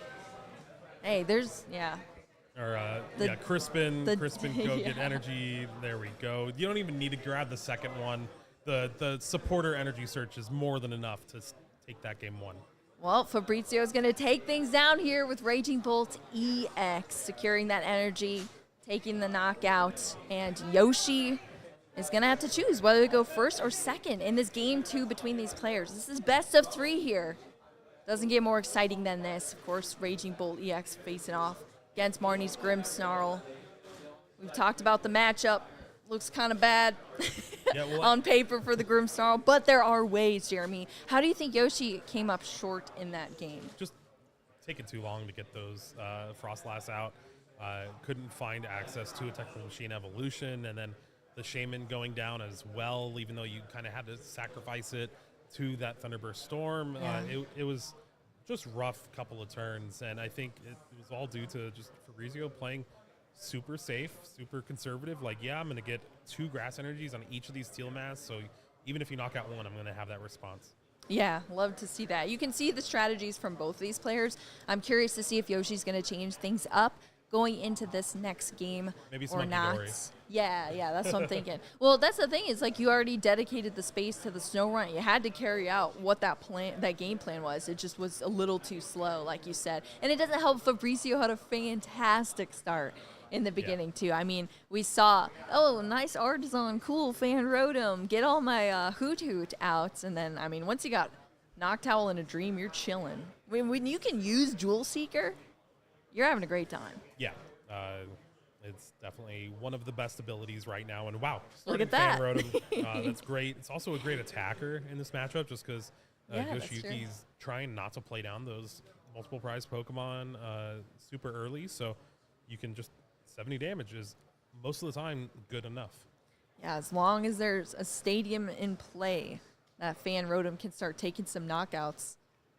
Leading the race here. Fabrizio, of course, using the fan call on the Fan Rotom to do the same thing as we saw before. Get out these colorless Pokemon out onto the field. We did see the Ditto discarded last time. This time it's in the deck. Can be taken out here for Fabrizio. Yeah, it just depends where you want to commit your energy to, right? If you leave it on the Fan Rotom, that means if you have a stadium, it's just an easy KO on the Badoo if it stays in the active spot, or anything that uses a Technical Machine Evolution outside of Monkey Dory. And then you could just retreat, go ahead and get your Teal Mask, Teal Dance, then you're just threatening potential easy knockout with weakness. So Yeah, that's actually it's just scary. a great card. That's real scary. Oh, well, we see both those Hoot Hoot hit the bench here for Fabrizio into the Ultra Ball. Nah, Ditto's going to be thrown away here. It's one of those cards for the Ultra Ball. It is nice. Yoshi did start this Badoo once again here, so it's going to be up to that starting hand. We'll see what he's able to mess with. This time around, though, I think I saw the Arven. Yoshi did opt to go second in this match here now. That means you can go Arven, get your secret box as your ace-spec card, and then just kind of line up. Pretty explosive plays and a good setup. So I'm hoping Yoshi has a pretty solid setup in this game too. As Fabrizio continues with this Ultra Ball, discarding a Night Stretcher as the second card. It's one resource, late game resource down here for Fabrizio. Yeah, the hand was kind of awkward for Fabrizio, at least with the discard. There's another Ultra Ball. There is a Noctowl. So you have the Noctowl, but you needed the Terra Pokemon. Right. And the Ultra Ball in the hand that he decided to save could go get an attacker, like a Raging Bolt or that baby Raging Bolt. And so kind of giving up that Night Stretcher for later on in the game, but I think it's going to be fine. This start is very reminiscent of Game 1. Yes. Yeah, it is. It's very similar, albeit, I guess, just the difference in the starting Pokemon. Fan Rotom was out on the bench before. Now it's in the active position, but hey, not much difference there besides, like you said, it could potentially attack from the active position in the future. You see that second Teal Mask Ogerpon EX come out thanks to the Nest Ball. So both of them have been secured. Passing over now to Yoshi to kick off this turn one, going second, has the ability to play a supporter. As we're going to see, he's diving into the deck here for a tool card and an item card. You see the evolution and the devolution are in this deck for Yoshi. We saw a potential incredible devolution play in the first game we saw on stream from Yoshi which can set up for some insane matches with the Marnie's Grimmsnarl. But this time around, securing that pink card as well being in the deck for Yoshi is pretty nice. And with the Fan Rotom in the active, you're kind of not as scared of Raging Bolt being able to Thunderburst Storm. True. Take some bench knockouts, so no need to really prioritize getting the Shaman out this turn. And here with the Secret Box, discarding the Blood Moon and an Energy, going to be able to find pretty much everything you would want. And that's one of the really cool things about this Marnie's Grimmsnarl deck is Secret Box gets you a perfect turn 1, gets you that tool for the evolution, gets you that buddy, but the Spike Move as well, being able to just get an extra Pokemon, and then you have that Iono for next turn potentially. It's great. Yeah, one of each here, and that's exactly what we're seeing. Now the initial setup here for Yoshi is underway. We see the Buddy Poffin bringing out these double Snow Run. We're going a little bit faster pace than we were in the first game we saw between these players. Impidib hits the field now. I believe thanks to that Spike move, I think was searched out the Impidimp here. And now we have a Nest Ball as well. So we're going to have almost a full bench here, 4 Pokemon down. The Monkey being one of them, which is nice. But hey, paired with the Technical Machine evolution and an energy, it's even better here, Jeremy. Now we're going to see those Frostlass hit the bench here at turn 1 for Yoshi, now going into Fabricio's turn, which is huge. Yeah, much better than turn 4 last Yes, time. And, much faster. It's funny because kind of Yoshiyuki's like, all right, what's the worst Pokemon that I need to sacrifice to the active to this Fan Rotom? It's actually Impidimp, like the one Impidimp, but it's because you can search for it every turn with the Stadium. It's just a lot easier to find, and you don't really want to attack with Grimmsnarl this early, so might as well just put it in the active saying, all right, yeah, you can knock this out, it's fine. I'm getting my Frostlass in play. I'm getting some damage on Monkey Dory. I'm sitting pretty. Yeah, and like Badoo is still there as well for that mid-game Badoo we've been talking about. So, yeah, I mean, it looks awkward, but it actually might turn out to be pretty nice as we've talked about. Marnie's Grimmsnarl potentially slowing things down, getting that damage out there to align for these multi-prize card knockouts. And look at the difference in the speed here. Before, when the Frostlass came out, Fabricio had 2 energy on both those Teal Mask Ogerpon by the time we had Frostlass even hitting the bench. But now we have 2 damage on both the Teal Mask Ogerpon and only a single Grass Energy between the two so far this turn. Now we're going to Teal Dance to get another card here. Fan Rotom's going to get the attachment of the Fighting Energy this time around, so it's able to attack thanks to that Stadium being in play as well. Hitting 70. Well, now it's a new Stadium, but still a Stadium. Stadium is still in play, still going to be able to take the knockout on that Impidimp. And this is going to put a little bit of pressure on Yoshiyuki, but you're going to be able to take the knockout if you want on this Fan Rotom in the active, so that kind of saves your Badoo, and you can Itchy Pollen, maybe bring up a Hoot Hoot. We already knew the Iono was in the hand, so that Dark Energy on the Monkey Dory, this is the kind of setup that Yoshiyuki wants to see in this matchup, where you have no Grimmsnarl in play. Yeah, exactly. Liabilities on the board, no more. We got double Monkey down now. As we see the Brain is starting up here. 3 damage counters coming off of the Monkey Dory onto Fabricio's side of the field. Do you like the placement of where the damage is going here, Jeremy? Onto that Hoot Hoot. Yeah, on the Hoot Hoot's fine. Then you have the 10 on the Fan Rotom with Itchy Pollen, so it gets knocked out in between turns. Love with it. The double Frostlass. So really just utilizing the best of all of your abilities. And now item locked, Fabrizio is going to have to work through this newly Iono'd hand. Yes. Hopefully at least has a Grass Energy to start Teal Dance. Yeah, exactly. Teal Dance will get us another card secured into the hand here for Fabrizio, but it is a much stronger board now here from Yoshi.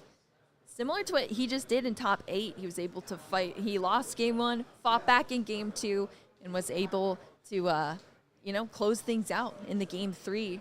Now Yoshi is going to lose that Badoo here, thanks to that Fabrizio fully charging up that Teal Mask Ogerpon, but it's still ticking up damage here as we see.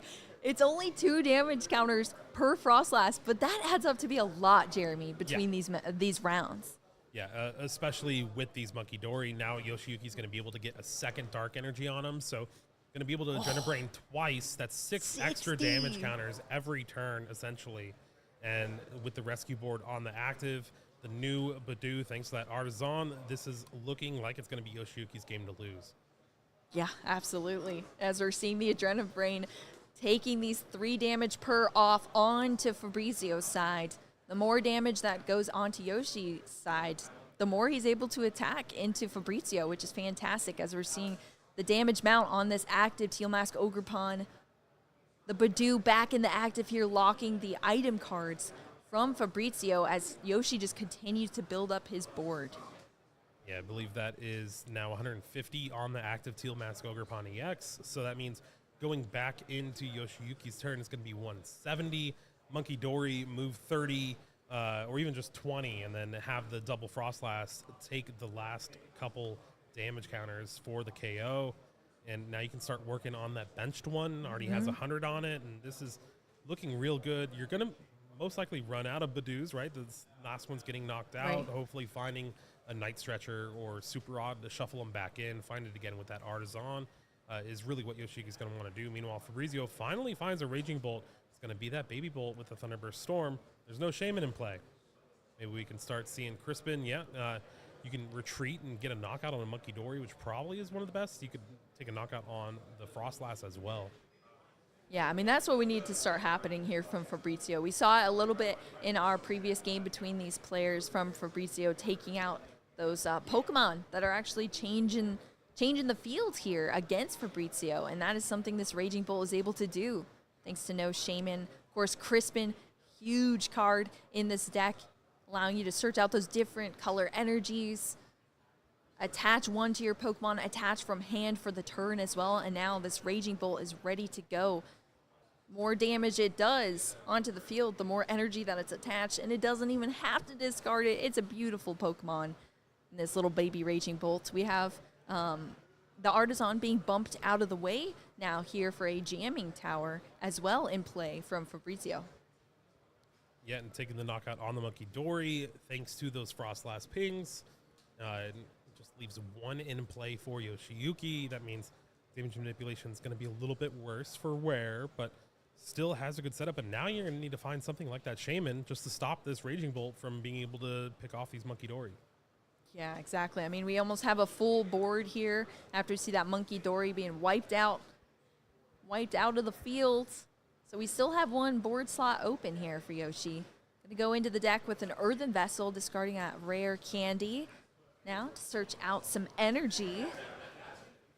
Ooh, and even more energy from this Punk Up here from Marnie's Grimmsnarl. That ability allowing you to accelerate energy, all the dark energy onto your field. It's such an insane ability on this Pokemon. Can only attach them to Marnie's Pokemon. But, Yeah. It's similar to that Charizard EX ability, Infernal Rain, being able to attach fire energies, but being able only to attach to the Grimmsnarl EX is still not even that It's bad. fine, Because yeah. you get your one energy for turn to attach to Monkey Dory, and then Or that's to all that you really need. Frostlass. Or to Frostlass, so For you the can pivot. retreat. Yeah. Right, exactly. So it is one of those decks where you can afford to just accelerate to your Marnie Pokemon, but then have that attachment elsewhere. It just works perfectly. Oh, going into the deck again, so I don't think that's too big of an issue. They're off this Buddy Poffin here. Unfortunately, can't find Yeah. Shaman with that. Yeah, you can't. Just a little Too bit strong. much HP. Yeah. Too strong. Too big. Too big. Yeah. How much does Shaman weigh? You know. Oh, I think it says it on the card, actually. I'll tell you right now. It's actually probably like nothing. 4.6 pounds. All right. That's a good. It's like less than a chunk of cat. change, you know. It's like I feel like cats are like 8 pounds, right? I mean, how many tiny cats have you like been around? I mean, my It's a cats are kitten. like 12 pounds. You know, like Oh. they're chonky cats. Oh my god. Like, What are you feeding them cats, Jeremy? cat food? Well, look at this now. We have more damage counters coming out here. So Marnie's Grimmsnarl, not only does it Punk Up, it's Shadow Bullets as well. 2 energy needed, 180 base damage, but it also can throw 30 at the bench as well. And that's what Yoshi's going to do here. Adding up all those damage counters, we're seeing that Raging Bolt go down as well as that Teal Mask Ogerpon. Yeah. What was this? A 3-prize turn here for Yoshiyuki, able to take down that Raging Bolt, had the Frostlass damage take out that Teal Mask Ogerpon. Yeah. And then you set up this Hoot for just an easy knockout later on with the Monkey Dory. Yeah. And this Easy Teal Mask peasy. Ogerpon is heavily damaged. There's 170, so that means 2 turns of just Frostlass damage will take it for Yoshiyuki. Oh no. I mean, yeah, Yoshi has absolutely turned the tides here in this game 2 between the Raging Bolts versus Marnie's Grimmsnarl EX. And now you're seeing this strategy play out. It was heavy Badoo to kind of buy you those turns, stack up the damage counters, and be able to take those multi-prize card knockouts. The Badoo, honestly, has been hindering so much throughout the match so far for Fabrizio. Now, of course, being attacked by the Marnie's Grimmsnarl, able to finally use some item cards here as we see that Nest Ball coming out. But at this point, is it too little too late, Jeremy? Yeah, I think it might be just too much damage is stacked up on the board. And with the one Monkey Dory in play, going to be able to kind of clean up. And then if Fabrizio does take the knockout, Yoshiyuki planned ahead and benched that Blood Moon or Saluna EX. So Blood Moon will be able to just come in and clean things out. Yeah, the threat is on board. That bear, are you going to fall into the bear trap? It's been set.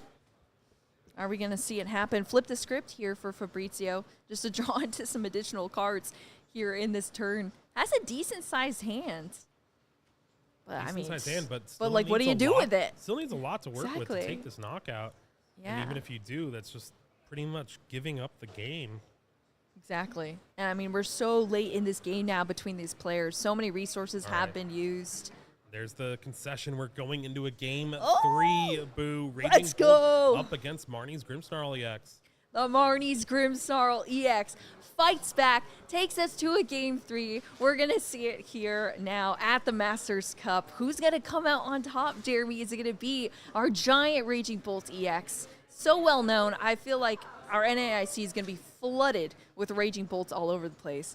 But Marnie's Grimmsnarl might have some extra numbers now after seeing that performance from Yoshi in this matchup. I mean, that was fantastic. Yeah, new kid on the block, just trying to make a name for himself, and I think pretty good. I mean, it has a lot of good matchups into the field, right? And Yeah. at least on paper, anytime you can play 4 Monkey Dory in a deck, Monkey Dory is probably the best card we've had in a while.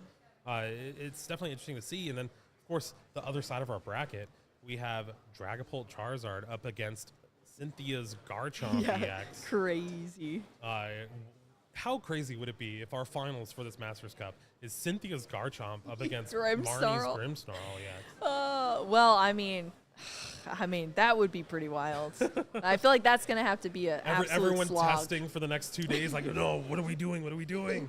These partner Pokemon. All the vendors are sold out, you know. All right, here's the debate, though.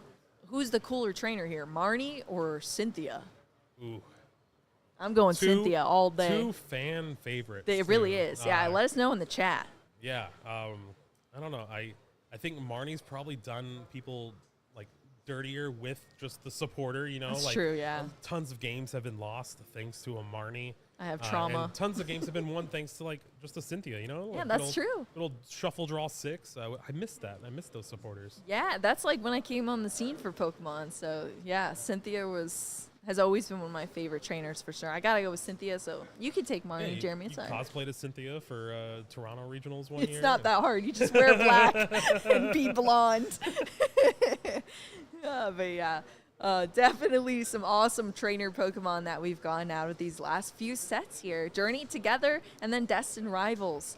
That's the new kid on the block. I mean, brand new set. I love when they just showcase a brand new set for a giant international championship. That's what we're going to see this weekend for NAIC. Yeah. But first, of course, we're at the Masters Cup. Who's going to be our number 1 master here? We're taking it to a game 3 between these players. We got Yoshi, Fabrizio. This is it. This is going to determine who gets into our finals to face off against their opponent in the next round. We'll have to see how it pans out. Yoshi's going to be starting us off. Yeah, interesting enough, Fabrizio chose to go second here, trying to just I mean, get that we've easy seen- turn 1 KO maybe with Fan Rotom or the Thunderburst Right. Storm. And we've also seen the power of Arven Yeah. on the first turn for Yoshi. I mean, that is gross. That is gross. So, I mean, yeah, it really could be either of those. It might actually help a lot here, but also it's kind of awkward. If Fabrizio just happens to have a brick hand, there was also a mulligan, I believe, from Fabricio's side. So Yoshi has an additional card, I think, in hand to start off the turn.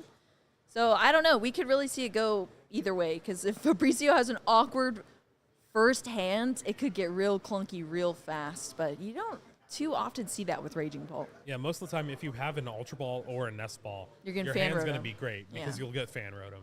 And you're chilling. And I do see an Ultra Ball in there. There's Latios EX as well. You can have free retreat. But also getting out those Terra Pokemon in the Teal Mask Ogre Pond. I mean, both We got games Ditto. we've seen. Ditto. Yeah, Ditto can be with whatever he wants, you know? That's pretty cool. Nest Ball coming out. We're going to see Fabricio is able to set up some Pokemon in this beginning turn here. But yeah, we've seen the 2 Teal Mask Ogre Pond has been the strat here for Fabricio in this matchup so far. To establish those babies on the field, start Teal dancing around with some grass energy, get those out. Fan Rotom going into the deck right now off of Fan Call to get out these colorless Pokemon. Yeah, it's really not Babies. fair how easy Raging Bolt can just set up Yeah. with just a Nest Ball. It's insane. And even if the Ditto is in the deck with the Latios, it's free retreat, so you can retreat into it, get that Raging Bolt, and then get the energy onto it, maybe a Crispin, and then all of a sudden this Impotence's getting knocked out. Yeah. I mean, we were talking about stage 1 Pokemon that being 100 HP. It's a lot more pivotal on the on the Raging Bolt EX side, because Noctowl being able to be sought out off of that Fan Call is crazy. We see both these Hoot Hoot on the field already for Fabricio. Now it's 3 Hoot Hoot, but we have the Noctowl for the future turns thanks to that Fan Call as well. So it's just kind of like a bonus search for you. And then once you get the Terra Pokemon rolling, that's when things can get real spicy for you as a Raging Bolt player. At this point, you're like, Raging Bolt, where? You know, this just looks like some colorless deck at the moment. All right, I think this is a concession to not having the Area 0. Decided not to bench that Latios because it's also weak to Grimmsnarl EX. That's so true. You want to be aware of that. And retreats with the attachment for turn brings out that Teal Mask Ogre Pond EX. So now you can get those Noctowls live for the next turn. Ditto has become a real boy. Now it is a Teal Mask Ogre Pond in the active position. We at least have one out in the field with a very strong Hoot Hoot line for Fabricio to mess with the next turn. There hasn't been an energy, though, which is kind of awkward. Speaking of awkward, this hand from Yoshiyuki did not find anything. There was at least 3 energy and nothing else played off of this Iono. Just had a filch for the turn to draw a card. No Frostlass in play. No, not even Snow Runts. Oh, now I'm starting to get a little bit worried here, Jeremy, because that is not good. And if you're racing with a Raging Bolt, I think you're more of the turtle in that race. Or what, a tortoise? What is it? Tortoise in the hair. Tortoise in the hair, yeah. Hey, Raging Bolt looks close enough to a bunny. Yeah, it's all right. The tortoise did win. Oh that yeah, race, you're right. so- Wait, am I scripting this right now? Yoshi's gonna make a comeback here. Well, we'll have to see. Now we finally see some energy on Fabricio's side, getting the Teal Dance, drawing into an additional card. We see the Jewel Seeker. We have the Terra Pokemon, so that's locked up and ready. Trainer cards are going to start flying here for Fabricio to come out. And there's not a Badoo to stop us this time. It's just a poor Impidip with the single energy attached in the active for Yoshi. And look at that. What's better than a baby Raging Bolt to rain down, wreak havoc on Yoshi's board? That's not what Yoshi wants to see, but that's definitely what Fabricio wants to get out. Yeah, this is going to unlock Professor Sada's Vitality in the hand, so you can Love it. draw some cards. And then I think there's an energy for the Rotom because the Noctowl searched out that jamming tower. Oh, So yeah. going to be able to get the knockout with a Salt Landing here and shut off the possibility of Technical Machine Evolution, which we've seen Yoshiyuki use to get those Frostlass into play in between turns. Yeah, he'd have to bump that stadium, which again is forcing another resource here from Yoshi to have. And that is not a position you want to be in when you're already hurting for a board here on Yoshi's side. Yep, Fan Rotom here. We see the single attachment Assault Landing is able to be played here from the Fan Rotom to knock out this Impidimp take out the first prize card here for Fabrizio. Oh, no. We see the boss's orders on the Noctowl, but that's it. It's just a pass. The boss's orders just to try to stall this Noctowl, force another energy attachment from Fabrizio. But that's it. It's just a lone monkey. Lone monkey against the world. And now Fabrizio can't get the knockout right now. It would need a combination of Area 0 along with a Raging Bolt EX, which is pretty possible with a Jewel Seeker, but we'll have to put together the play. But wow, that Iono from Yoshiyuki was terrible. I mean, sometimes it goes that way, unfortunately, Jeremy. Just a lone monkey and nothing to fling either.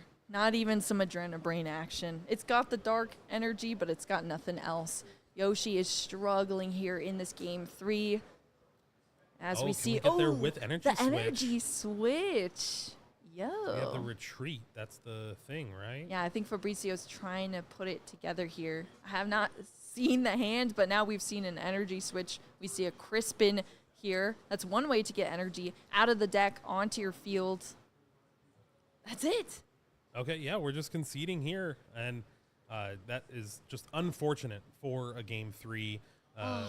Only having that one Impidimp and a Monkey Dory, no way to find Pokemon, no Spike Move, no Artisan, no Buddy Buddy Poffins. Absolutely tragic. Just like that, we got Raging Bolt EX going into the finals. Fabrizio is guaranteed at least $1,000. Yeah, I mean, that is awesome here for Fabrizio. Tragic, heartbreaking for Yoshiyuki Yamaguchi, as well as Grimmsnarl fans all around. But Yoshi's a fantastic sport here as he gives the fist bump over to Fabrizio. And still taking home $500, making it all the way to top 4, battling some of the most hardcore professional players in the Pokemon TCG. That's a pretty great feat to have. But Fabrizio is going to be the player into our finals. Raging Bolt EX reigning supreme here on the Masters Cup. Yeah, it'll be interesting to see how the matchup will go between the two remaining decks. Right. I feel like it is pretty close for both of them. It'll be interesting to see how the games actually shape up. Yeah, I mean, it's going to be an exciting one for sure. And if you're using this stream to kind of either decide what you're trying to play for NAIC, see the pros, how they navigate these matchups, it's fantastic to see all of this play here at the Masters Cup. It's been an awesome day for sure, Jeremy. Yeah. Have you been having fun? Yeah, it's been fun. And also being from Arizona, I don't experience rain too much. So having that kind of mini tropical storm was a little breath of fresh air, albeit our safety. And, I was about to say. Yeah, it was fun. It was fun. And I think we got Fabrizio here for the interview. Let's do it. Absolutely.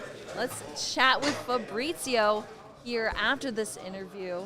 That was a fantastic game he just played with Raging Bolt EX. I'm happy that we get to speak with him, hear from him, how he's feeling after that match here today. All right, let's see. There you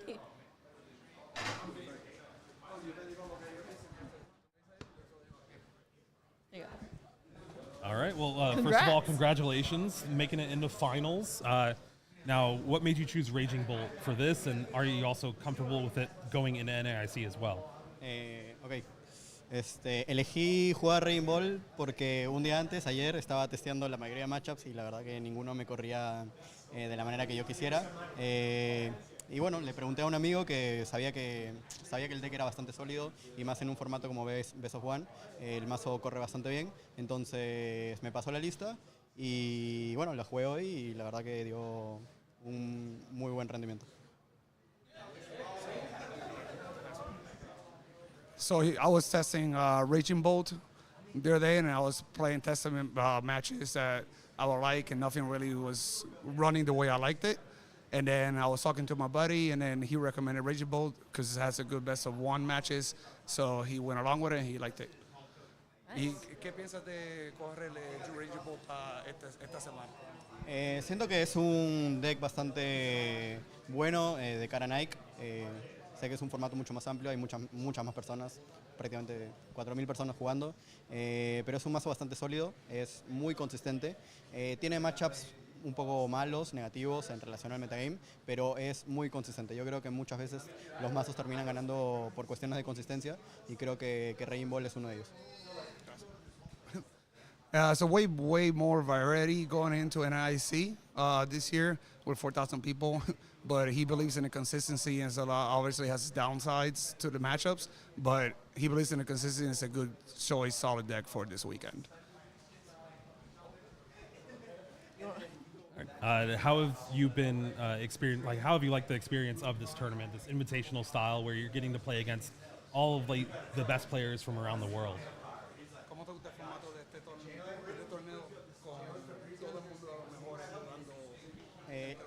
La verdad que me parece un formato súper increíble que debería volverse a hacer y que de hecho debería considerarse pues, que se debería hacer cada internacional porque es un formato súper bueno, reúne a los mejores jugadores, el ambiente es muy chévere entre amigos, entre todos y al final bueno, son partidas de muy alto nivel que te ayudan a prepararte para eventos más importantes.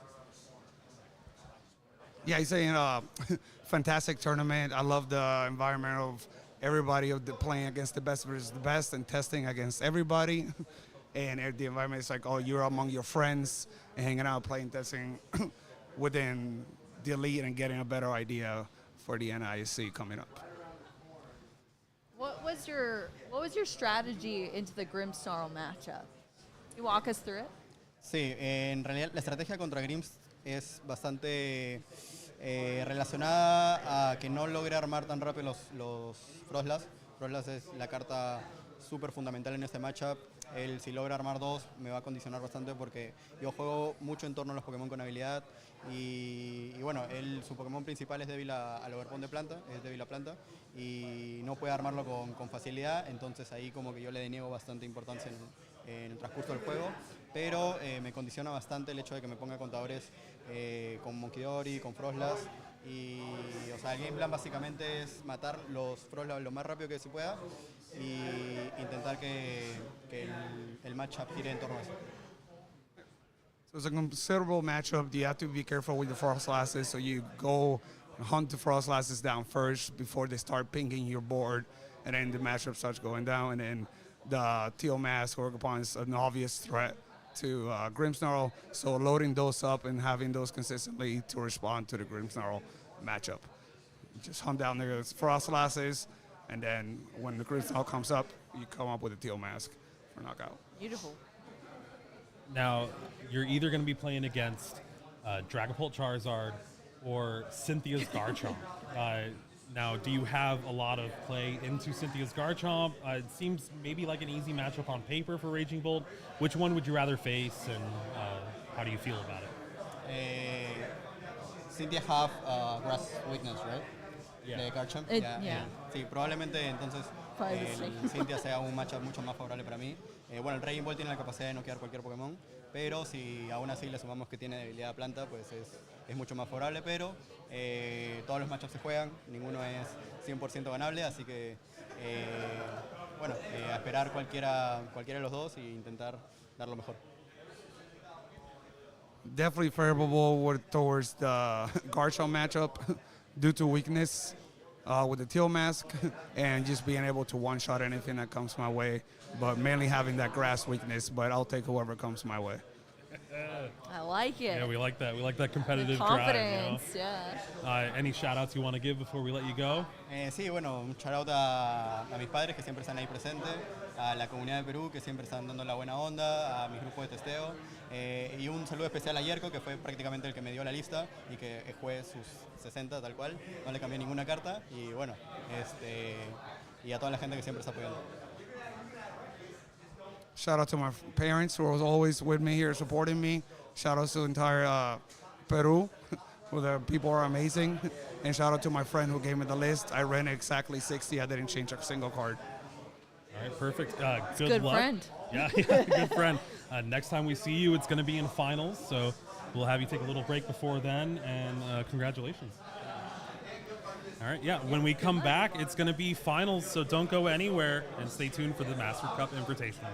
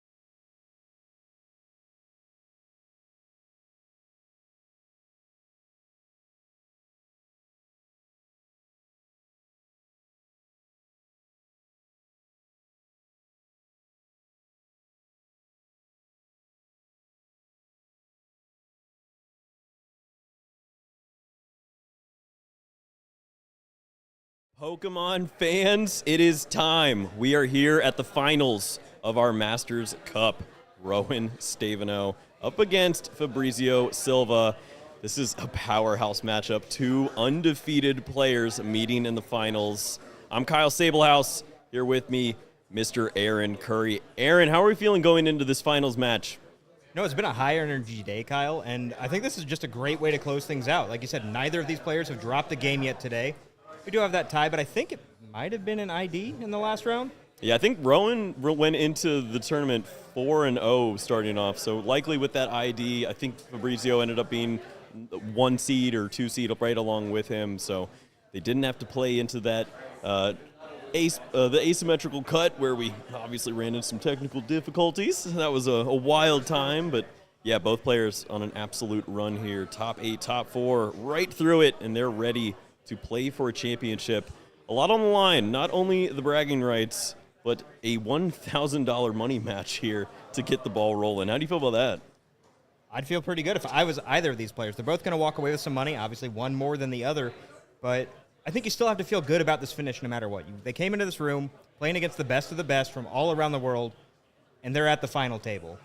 Right, and this just builds your confidence as well. This is obviously the Wednesday before we go on to the international championships here in New Orleans. These players are itching and scratching to get that opportunity to show what they're made of. And this is such a great proving ground to have this opportunity, play against the best players in the world, and potentially lock in your deck choice for the big event. Yep, I do think, we've heard some discussion about how the meta is slightly different because some people were targeting specific matchups or decks that they didn't expect people to play. And the one deck that we heard over and over again that people did not expect to see was the Raging Bolt. And lo and behold, Fabrizio brought the deck and has made it all the way to the finals here, and we're going to kick things off. Yeah, surprise, surprise. It made its way to the finals. We were a little worried with some inclusions from this new set. The Shaman with the bench barrier protecting against that baby Raging Bolt. So often that was the early aggression that we saw from this deck. It's now going to pivot over. It's got a couple different strategies, but it's such a consistent build. And of course, no damage cap, Aaron. We know that can be pretty important in a lot of matches. Absolutely. We saw the Garchomp on stream earlier. 400 damage is a lot of HP. Raging Bolt doesn't care, though. So with these slightly lower HP thresholds from the Charizard, from the Dragapult, I think Raging Bolt is in position to potentially run away with this game if the start is strong enough. Well, speaking of strong starts, my goodness. Double Buddy going first. No Arvin, no problem. Has everything that he wants right now is Rowan. And you're looking at 3 Dreepy, 2 Charmander, and we haven't even seen the rest of the hand. I'm pretty nervous if I'm Fabrizio on the other side. Yeah, you just have to imagine that, this is a super strong start. I'm really interested to see, or in knowing, who won the coin flip here, because you have to imagine in a lot of matchups, Raging Bolt likes to go first. Did Fabrizio win that flip and elect to go second to avoid giving Rowan access to the TM Evo, or did Rowan win the flip and elect to go first to try to slow Fabrizio down ever so slightly and give him that extra turn for evolution? Yeah, it's a double-edged sword both ways. We've seen early Fan Rotom attacking in, knocking out Dreepies, knocking out Charmanders, and taking free prize cards. We've seen TM Evolution on the other side, as you mentioned, just evolving these Pokemon so quickly, and you can't deal with those Stage 2 Pokemon that early, or you're going to lose every energy on board trying to do it. Yep, and, it could be a situation where that Rotom attack that you mentioned could be the play this turn. We see the Nest Ball coming down here from Fabrizio, likely searching out that Rotom. Yep, so often this Fan Rotom is the opening play that you're looking for, searching out those colorless Pokemon to help build on a pretty solid board state. You can search out that Noctowl if you need to, but of course you need those Hoots, and occasionally we've seen that Ditto come into play. Is that something you're expecting this time around? Ditto is definitely a very powerful card in this Raging Bolt deck. I'm not quite sure if Fabrizio has access to it, but with its transformative start ability, can give Fabrizio access to, the Ogerpon if he needs a Terra Pokemon to play. Could put that baby Raging Bolt active immediately with Rowan only having 1 bench space available for the potential Shaman, and maybe put some early pressure on. We've seen how difficult it is to search out that Shaman so often. Ultra Balls are relegated to Dracloak, and that is it, or rare candies and finding Stage 2 Pokemon. You don't want to waste your time searching out this Shaman. You just want to evolve through the pain and see what you can do. And if you put the pressure on early enough with that baby Raging Bolt, there can be some trouble. And it looks like that could be exactly what we're seeing. Depends on the strength of the rest of Fabrizio's hand. He does need to have access to a Terra Pokemon next turn if he wants to utilize those Noctowls. But we do see that Ditto being grabbed. The transformative start is going to be really informative for Rowan to know how strong is Fabrizio's hand going into the next turn. Does he need to grab the Terra Pokemon here? Or can he simply go for that Raging Bolt, get that energy attached, and make it more difficult? Yeah, the consistency of the Teal Mask Ogerpon. You're also playing against a Charizard deck. Just having energy like from this Earthen Vessel early and often has to feel like a pretty great play. And it's got a chance to, once again, just build a nice threat, put on some early pressure, and also threaten to have answers if your opponent goes too aggressive. And I think with the discard of the Noctowl here, it just has to indicate that Fabrizio's hand is either extremely good or he's got resources that he just cannot afford to let go of. Yeah, this could be, I mean, we haven't even seen a supporter for the turn. This could easily be a setup where you already have, a way to discard and draw even more. You have access to even better resources, Crispins, Sadas, and you just need to lose some resources like a Noctowl, oddly enough. We could also see a Night Stretcher held in the hand, too. Sure, yeah, and notably, if he doesn't have access to that Night Stretcher, Fabrizio does have a Noctowl prized this game. So only playing the 3-3 line here could have some difficulty finding it, potentially. All right, so a little bit of both plays now. We have the opportunity to threaten any potential early Charizard, but the Baby Raging Bolt with the Lightning Energy, what a safe place to put that energy. You can threaten to take a knockout on something like a Dracloak on the next turn, or maybe even use that energy to take a big knockout with a Raging Bolt EX down the line. And I like having the Baby Raging Bolt on the bench in particular here, keep it safe from the potential Rare Candy Charizard attack. Having that Burning Darkness easily clearing the HP threshold of the Baby Raging Bolt, whereas your Ogerpon acts as a threat and a deterrent for that Charizard to come up because it can easily one-hit KO it, and also does not get knocked out by either of Rowan's potential attackers. Yeah, this is a pretty great spot here for Fabrizio, just set up so solidly. You can only imagine what else is going on in the hand, and there is nothing else for Rowan. It was double Dracloak and a pass of the turn with that energy in the active. Did not find anything on the Recon Directive for this turn, and it has to see what's going on the other side. You have to expect maybe that long neck is going to get busy. Yeah, and we didn't see the Dracloak retreat to the bench here. Wants to keep that energy in play, intact. Wants to avoid putting Charizard in play for as long as possible because he does not want to give the easier two-prize knockout. Dragapult, with its non-existent weakness, will be ever so slightly more difficult for Fabrizio to take a KO on. Well, one piece that was missing in this puzzle was at least finding energy for the discard pile, and that is found through a retreat, oddly enough. Finds that grass energy, still looking for a little more help, and is there a fighting energy to go along with it? That's the question. We'll see that Teal dance for one extra card first. See if we can't find something like an Earthen Vessel, maybe the Night Stretcher for that Noctowl, another copy of Noctowl. I mean, there are multiple outs here for Fabrizio. Shouldn't be any problem finding that fighting energy. Oh, you mentioned it there. Mr. Noctowl himself. Jewel Seeker, Terra Pokemon in play in that Teal Mask Ogerpon. 2 cards to get the ball rolling. There's a lot of great items to use. And it's just an incredibly powerful start from this deck. Even if that Shaman was in play too, we're likely to see Fabrizio target the energy and the Dracloak that are in the active spot.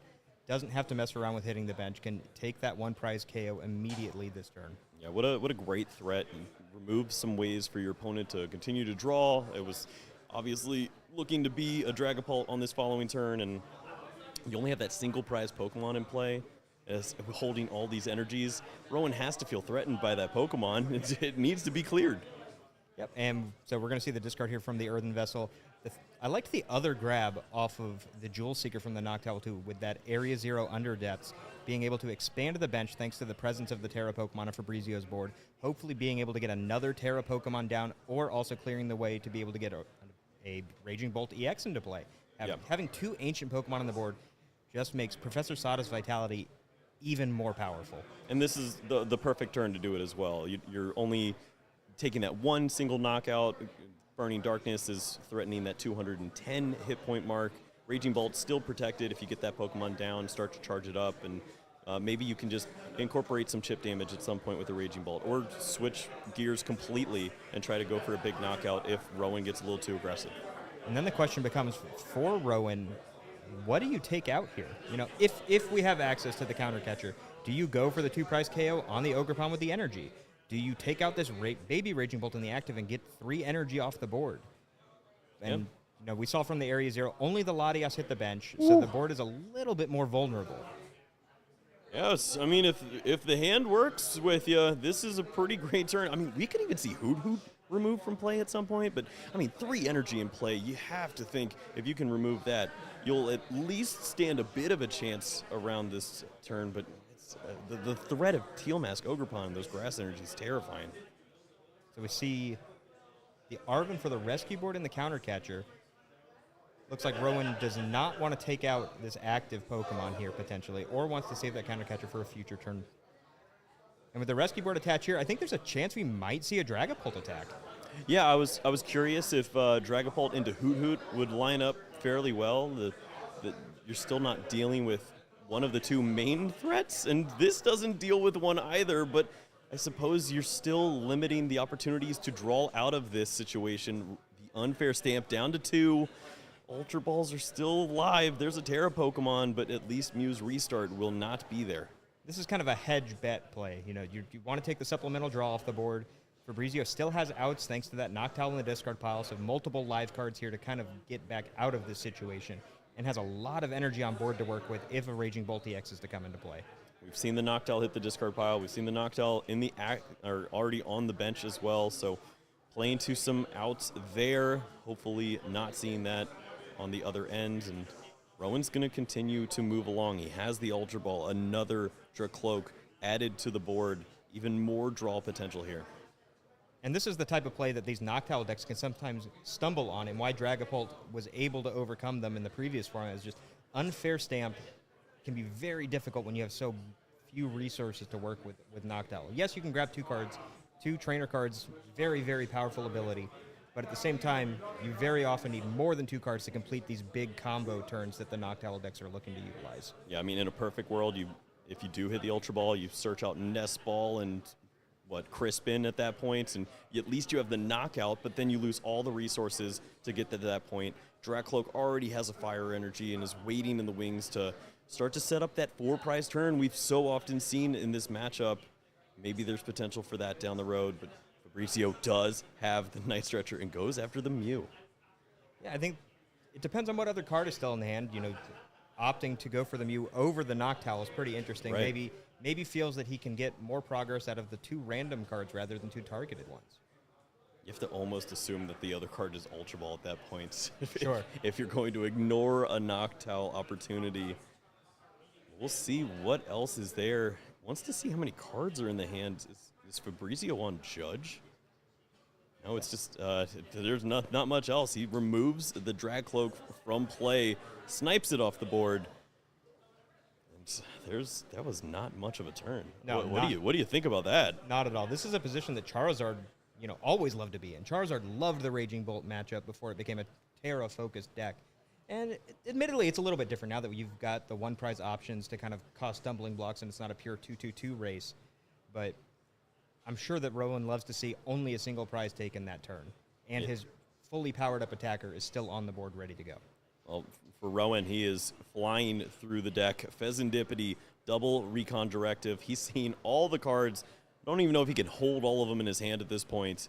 Yeah, I think he had 8 cards when Fabrizio asked on the previous turn. And it's gone exponentially up from here. Has the Charmeleon to add to the board as well. We saw energies, plenty of them to work with. So we potentially could even set up a Dragapult to have 2 threats on board and try to eye up how to clean up these final prize cards. Having all these stage 1s in play just means Rowan is poised to put a backup attacker in play at a moment's notice as necessary. Looks like we're eyeing up a potential Super Rod here, trying to recover some of those energy and lost Pokemon. Yeah, and this is so wise. If you have the ability to search these Pokemon right back out, Buddy Poffin for the Dreepy, it just adds consistency to your deck. You can find this Pokemon and really start to fly through that perfect recon directive to find whatever it may be to close the game out. Bosses, orders, counter catchers, they all start to spell victory here for Rowan, and doing a great job of burning these cards. Just looking to thin the hand down from the potential Judge that he may have a read on being in Fabrizio's hand. Why'd you check how many cards in my hand? As Raging Bolt. Okay. And there's the boss not wanting to take that single prize knockout. Says, nope, I see an Ogerpon with an energy. I want to deny you that knockout on my Charizard. And just cleans it up. Yeah, great call there. It's for Fabrizio now. What, do you promote the Raging Bolt and take another knockout on Dracloak? You don't stay in the prize race at that point. You need to probably switch the game plan over to a Raging Bolt EX at this stage. And if you do that, how do you get the energies in play while also disrupting the hand? And I think the answer is you just don't. I mean, this is a situation now where Fabrizio is struggling off of that unfair stamp. Just has not been able to put resources together over that last turn and into this turn so far. We have to wait and see if he can maybe make something happen. Well, there were plenty of Team Rocket inclusions to talk of, but it wasn't Swoop Teleporter. That's the only thing I can think of to get out of this mess. That's a callback that I don't think many people are going to understand. To the 5 of you out there who get that, thanks. But instead, we do see the Nest Ball not going for the Raging Bolt, thinks that resources are more important. Pheasantipity hits the board for that powerful Flip the Script ability. Plenty of ways to draw, but what is the prize map from here? How do you remove this Pokemon and also avoid playing into some issues? The one thing we don't see so far, 200 damage is the cap right now for Rowan on his side. If he attacks with the Dracloak, well, eventual Dragapult. So no Pokemon immediately knocked out other than that Mew. But we do see the Charmeleon on the bench. We're probably a night stretcher away from getting that Charizard into play. And if another knockout is taken by taking out this Charizard, then the secondary Charizard EX on Rowan's board would be able to knock out any Pokemon in Fabrizio's deck. So much to consider. How do you stay in this game and also avoid the likely inevitable in Rowan's hand? Yeah, I mean, this is a situation where taking a single prize is not going to be enough. It just isn't. If he takes a single prize with the Baby Raging Bolt, it just gets knocked out by the Charizard again. Yep. And suddenly you're in a spot where you've got 3 prize cards left and your opponent has 1, and you're just worse off. Well, it won't stop Fabrizio from fighting at this point. He's trying to build something to help out. We see Grass Energy on the Teal Mask, Ogerpon. But this is not a build that's focused around energy switching or anything like that. No, but you could still build an Ogerpon this turn off of just a Crispin, an attachment for turn, and a Teal Dance, but that's asking a lot when you've already got a Grass Energy on the Baby Raging Bolt. I believe at least 1 Grass Energy in the discard pile. Yeah. Those resources become limited the deeper we go into this game. And this is all a world where you play your supporters so you don't disrupt the hand. Yeah, I mean, that's just not Raging Bolt's MO. I think normally when we see the Judge played, it's pretty early on. You want to make your opponent stumble while you run over their early, weaker board, and Rowan just did not provide that opportunity to Fabrizio here. Still some considerations on Fabrizio's side. He's done a pretty good job of filling up this board, and it is Professor Asada's Vitality to get Only some that additional single energy. grass. Is that the energy you want? We'll take it, I suppose, and that's how you move on to game 2. Rowan Stavenau, dominant fashion, shows that he had the win. He had Charizard boss. He was ready to roll. Yeah, and I mean, Rowan's deck list seems pretty well poised into this matchup as long as he can get beyond the early game. Right. I mean, if you have that set up once more, the Buddy Poffins and just rolling into those evolutions as fast as he did, he threatened with that Charizard so quickly that Fabrizio had to commit resources early on that he did not want to.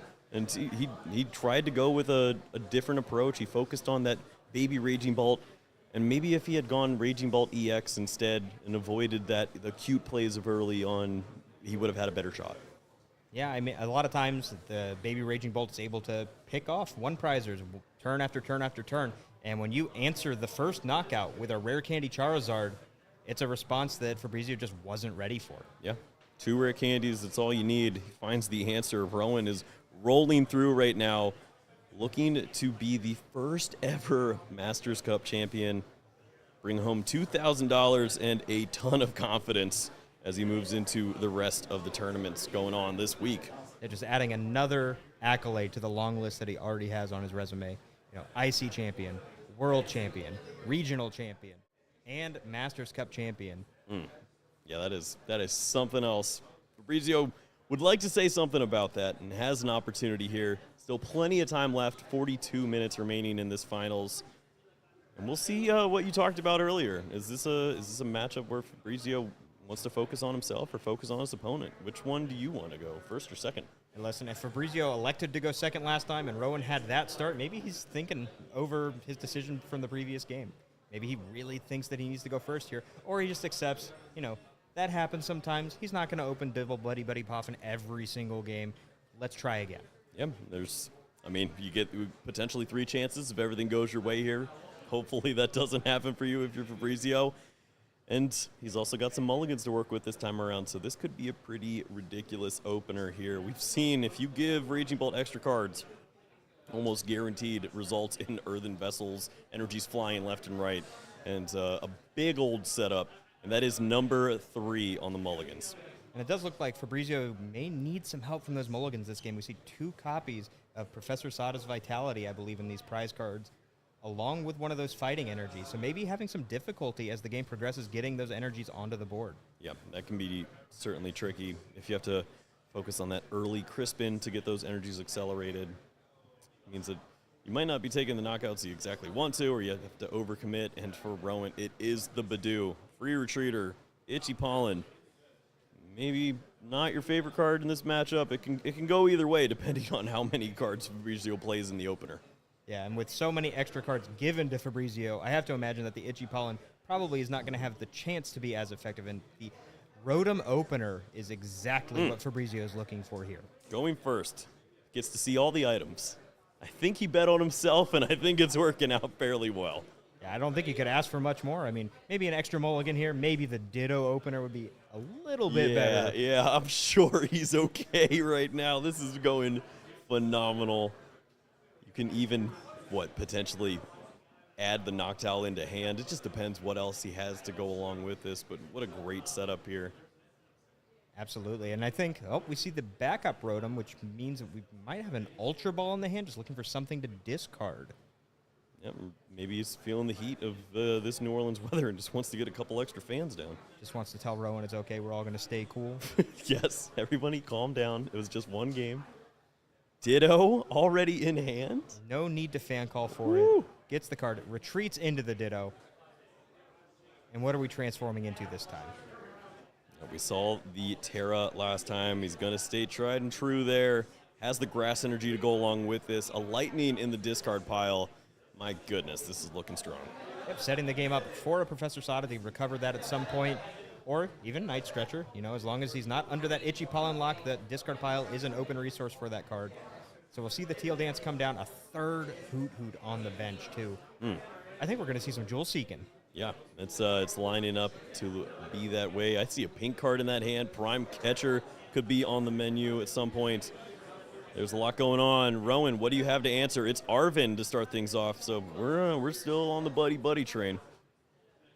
Then the question becomes, Rowan gave over all these mulligans, saw what looks to be a very impressive board on Fabrizio's side. Can he take the time to TM Evo here, or do you have to Itchy Pollen to try to fend off the assault for a turn? Yeah, and it's a weird problem because you're just delaying it at that point. And you have to expect that Fabrizio would at least play around Itchy Pollen at that point. If he has Ultra Ball, he'll search out the Noctowl early on. He would have searched it with the fan call if he needed to have an answer in this hand. So he probably already has an answer. Maybe this is a turn where you feel safe just moving over, focusing on your board. Yeah, the one problem we're going to run into with that TM evolution is where does the energy get committed? It's not pretty. You can go on the Badoo if you need to, but unless there's a second buddy here, you don't feel comfortable playing down that energy on one of your 2 options of Dreepy or Charmander. If you have to pick one or the other, your opponent just focuses down on one, and you're playing half a deck at that point. Exactly. The one saving grace for Rowan here is that Fabrizio did not get the baby Raging Bolt down with an energy, so either of those evolving basics are safe for a turn. They will not be able to get Thunderbursted on that bench. A lot to consider here. He's got the technical machine. He's got one piece of each. Does he have the energy to go along with this? And what else is in the hand to help out? It's not going to be as perfect a start as we saw last time, but can't complain when you see that Arvin. Looks like plenty of energy in the hand as well. teed up a couple of other cards on the bottom. I'm not sure if that was for the TM Evo or maybe another search card in the hand. Could have potentially been an Ultra Ball that we saw, but yeah, this is a spot where you have to consider, is it worth losing all those resources to get an additional Pokemon in play? Often it is, because you need answers, but without that Baby Raging Bolt threatening, you might feel a little more comfortable, but we know that Prime Catcher's waiting. Yeah, and you called it exactly, Kyle. There is the Ultra Ball coming down. We're going to see another basic come down, and this frees up that energy attachment just a little bit, relieves that pressure. You don't have to put it on the Badoo where it does absolutely nothing for you the rest of the game. You can instead opt to put it likely on the extra Dreepy that we would grab here. I mean, it's tough to decide which one you really want to lose, but at least with the Dreepy, if the Charmander gets targeted, you hopefully have Dracloaks on the bench that can help you further set up, and Dragapult itself is still a serviceable attacker at the end of the day. Oh, the bit of a hedge sneaks the energy onto the Badoo and keeps all the Pokemon. So I've got 3 great Pokemon to choose from on the bench now, but none of them in range of the Baby Raging Bolt at this point. It would have to be the Prime Catcher, which is very easy to search out if you don't already have it with all the Jewel Seeker potential. Big turn for Fabrizio, but where do you go? Is the Charmander that important here, Aaron? Absolutely. I mean, we didn't see an energy go to either of those Dreepy last turn. If you can deny the Infernal Rain ability, accelerating those fires to the board, I think that we just potentially see Prime Catcher into a Fan Rotom attack, KOing the Charmander.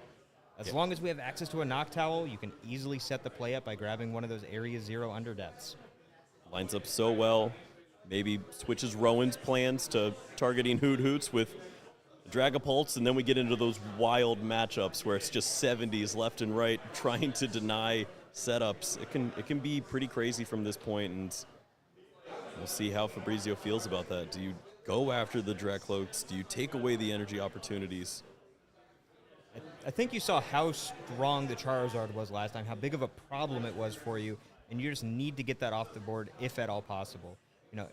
The other big thing this turn is going to be Fabrizio insulating his board in his hand as much as possible from that potential unfair stamp if he does take a KO here. Yep, and I mean, credit to Rowan as well. This is a spot where you see the Teal Mask Ogerpon as the main setup, then you give this opportunity to target the Charmander, which is probably the best attack for the Teal Mask Ogerpon to work into, targeting down that Charizard, and it's just inefficiencies that you force out of Fabrizio when you see where the energies are starting to get played. Yep, and you also do force a Gust if you want to have a meaningful knockout taken this turn. Who wants to attach to a Fan Rotom? It just never feels great, but it's probably optimal at this point. You do not want to see additional energies on this board, and you know how quickly this can happen. Even with just 2 cards in hand, Rowan can have a very quick pop-off turn. And I think, Fabrizio can justify the attachment to the Rotom. He sees that Rowan took the turn to put an energy on a Badoo and has to weigh that his attachment's probably worth a fair bit He's more. winning that one, for sure. Crispin would help out a little bit there if you want to go that route, but maybe not the turn for that. Knows there's potential to draw into one of those 2 copies of Professor Sada's off of these prize cards prize card that he'll get, so maybe you feel a little more comfortable just playing a singular energy this turn.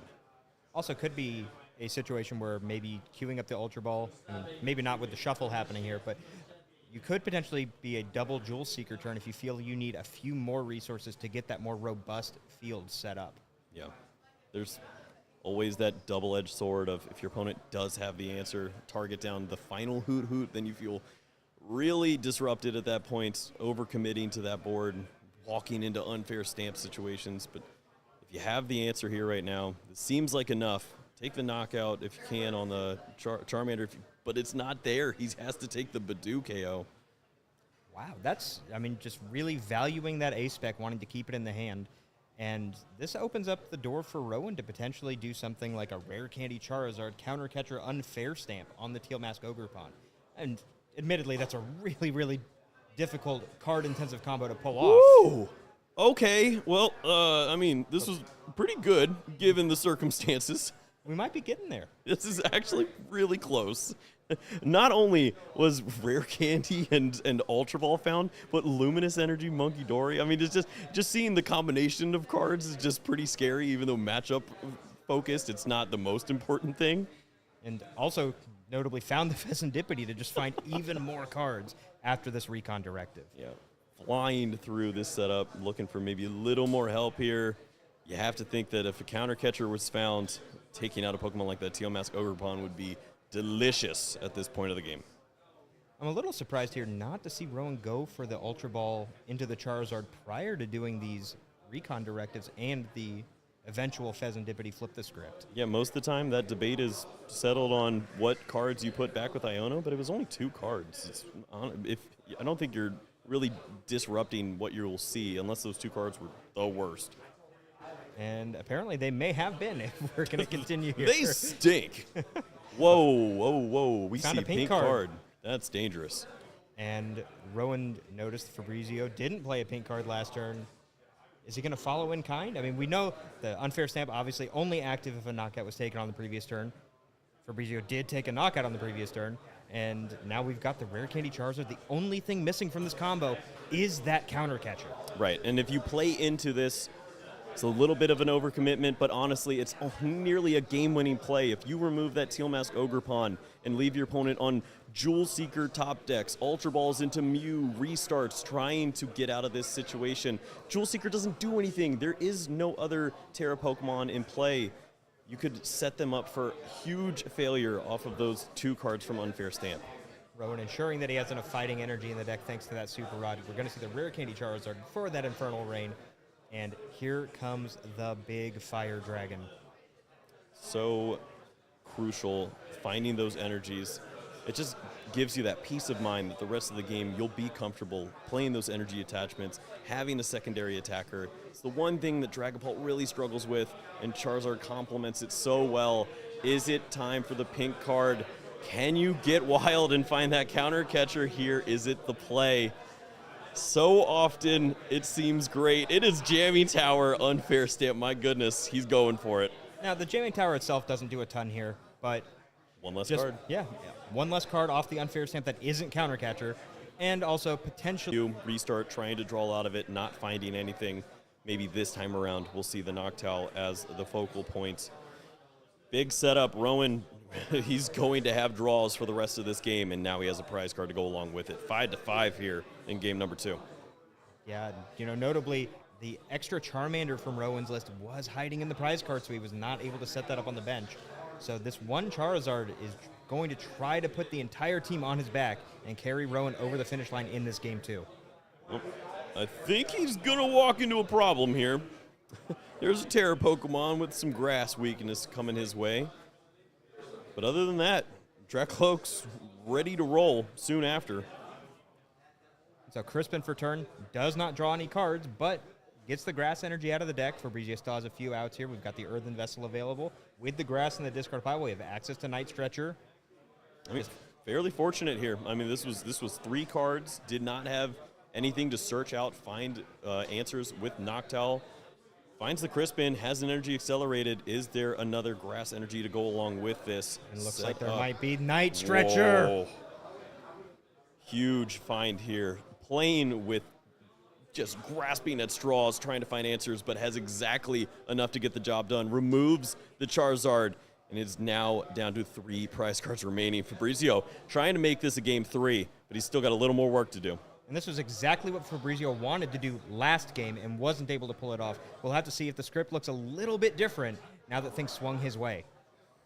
I mean, there's potential for wild plays. This is a deck that does play Hawlucha. You could remove double Hoot Hoot from play if you find the right resources. You could target down, set up for 4 prize turns. Just what do you find? Counter catcher is included, and there's so many more cards coming here, Aaron. Research, flip the script, at least 2 recon directives on the board. Rowan's going to look at almost his entire deck this turn. Yeah, I mean, you start to think about Iono and everything. He truly does know most cards so often as he's running through his deck, and it's just such a valuable resource to just have that opportunity burn through. Find even more answers here. I believe another Dracloak just got added. Yeah, he's actually got both of the remaining Dracloaks in his hand already. So no need to Ultra Ball. Those cards going to the bottom of the deck can stay there as Rowan continues to filter through the deck, hopefully finding exactly what he needs. That is 4 Dracloak now in play. 2 more recon directives.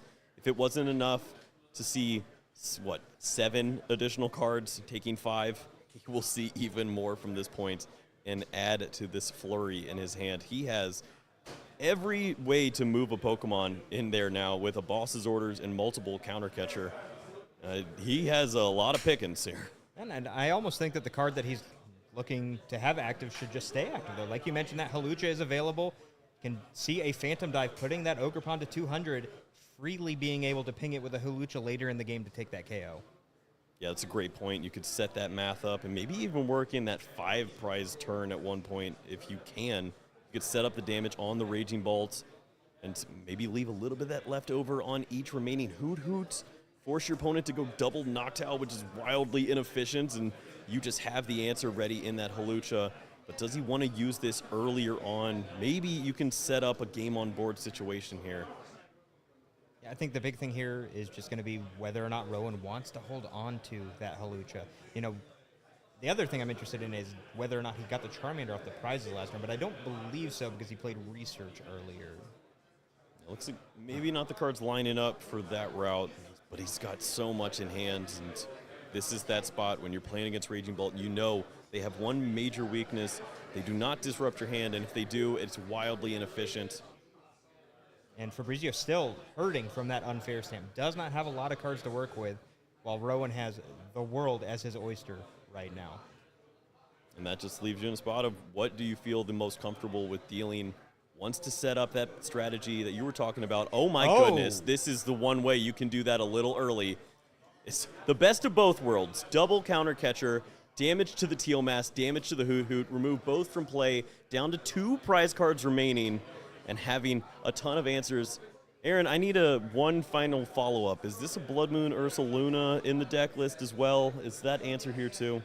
Unfortunately, I actually don't have Rowan's list in front of me at this exact moment. That's the one thing I'm now thinking about. If that's there too, you truly have every answer to what can happen on this board.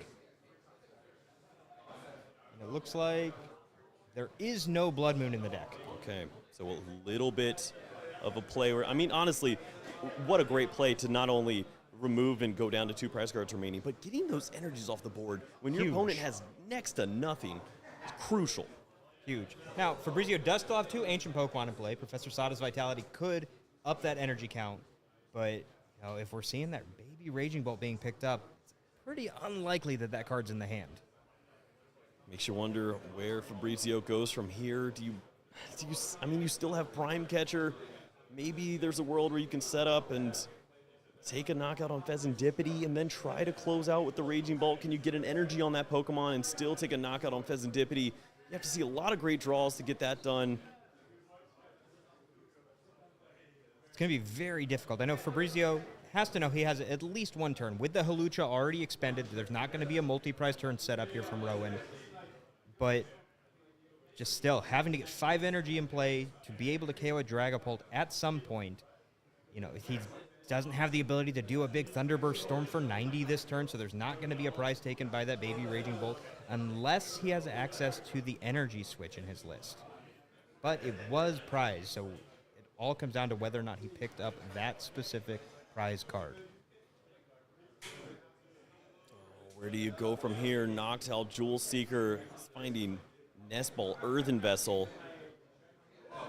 We've already seen the supporter in that Professor Sada's Vitality accelerating those energies onto the board. And, you know, we could see a play here still, just a baby Raging Bolt, or a big Raging Bolt, rather. Latios and Giddy Up. Yeah, just let it go. We got the Teal Dance. We have the energy for turn. Do we just take the knockout here and hope we can set up a follow-up Raging Bolt to take the final prize card on the presumptive Dragapult coming out of Rowan's board next turn? It's an all-in play. You lose every energy on board. You get the giant knockout. If there was no Luminous energy sitting on that Dragcloak, I'd love this play. Oh, I would feel really secure then, obviously. But this is pretty tough to think about. There's everything lined up right now. The energy switch is there. Okay, so this is that play you're speaking of. There's the opportunity to take a single prize knockout, remove that Luminous energy, Dracloak, and now the Raging Bolt still is a threat to close out the game on that Pheasantipity, finding that Prime Catcher. But there's no Hoot in play. Finding this last A-Spec pink card to close out the game could be tricky. Could be extremely tricky indeed. But with that big Raging Bolt EX on the bench, already having 2 energy attached to it, a Professor Sada gets you up to 3, Attached Return gets you to 4, Teal Dance gets you to 5. The KO is in reach if the cards are in the hand. Does Rowan have the Iono left over at this point? We've seen a few played already. We've seen some discards go down. What resources are remaining? Can you limit this hand and put Fabrizio on just a few cards so that those energies aren't there to close out? You have to imagine the Iono would be the nail in the coffin in this scenario. Like that? Yep. That is pretty good. This prize card does not feel great, but you don't care because you removed 3 energy from the board here, and you're just hoping and praying that Fabrizio does not have the answer. There's a few ways to get out of it from here, but it usually requires some good draws. Very good draws indeed. And you get to, with the Phantom Dive, set up the damage counters perfectly so that you can take a knockout on anything on Fabrizio's board on the following turn. Just like that Unfair Stamp 2 cards, these Iono 2 cards are going to be extremely important, pivotal in deciding the winner of this game. Yep, it all comes down to this at this point. Damage is placed. Fabrizio, is he going to take a look at those cards, see what he's working with? Not much remaining. He's going to have 3 cards after this top deck. Can he find the answer? And so we see the damage counter placement here from Rowan. Teeing things up, he drew a boss last turn. So even if the Turo was to be found and pick up the Noctowl, you can't remove both targets off the bench. Actually, even with the Turo, you could just boss up the clean Noctowl. That's really irrelevant. So the big thing here is Fabrizio's all in. Does he get 5 energy on the board? Yeah, Professor Sada's, but it's just a singular energy at this point. It makes it a little more unlikely. It has to be the incorporation of that grass energy as well as another energy for the turn. There is Ultra Ball, however. Mew EX restart could potentially be found here. Thin down a little more and find some of those energies to close things out. There's got to be Earthen Vessel, Night Stretcher, something here to help out and find those remaining resources. Nest Ball to go along with this. Pheasantipity. This hand is going to get huge at this point. How low can Fabrizio go to get this to the most cards possible to find the way to close this out and bring it to a game 3? Well, that's 1. He's got 1. This is huge. Restart for 3. Can he find the grass energy? If not, he still has the Pheasantipity. He's drawing for it. Can he find it? Night Stretcher! Huge find there, and he's got the answer. And we're headed to game 3. Woo! Unreal. Playing it down perfectly, finds all the cards to get the job done, and with 18 minutes remaining, we have a game 3 here in the Masters Finals. Rowan threw everything at Fabrizio that game. Unfair Stamp to 2, Iono to 2, and it just wasn't enough to stop the Raging Bolt from taking those 6 prize cards. Wow. I mean, I feel like Rowan played that very well. That's the situation you dream of. You have the Iono, you put it to a perfect spot, and Fabrizio gave himself an opportunity. He did not play down those resources too early. He didn't give Rowan a chance to boss his orders, take those easy knockouts like you potentially see in other games, and he has everything he needs to just close out and just burn through the second half of his deck there. Yeah, the one question is whether or not the double counter catcher play was fully necessary. Yeah. Could have taken the turn, put the 200 on the Ogre Pawn, ping both Noctowls for 1, put 4 on the big Raging Bolt, and set up a turn down the line with a follow-up Dragapult to take 5 prizes and close the game. Yeah, I think that's initially where we were focused at that point.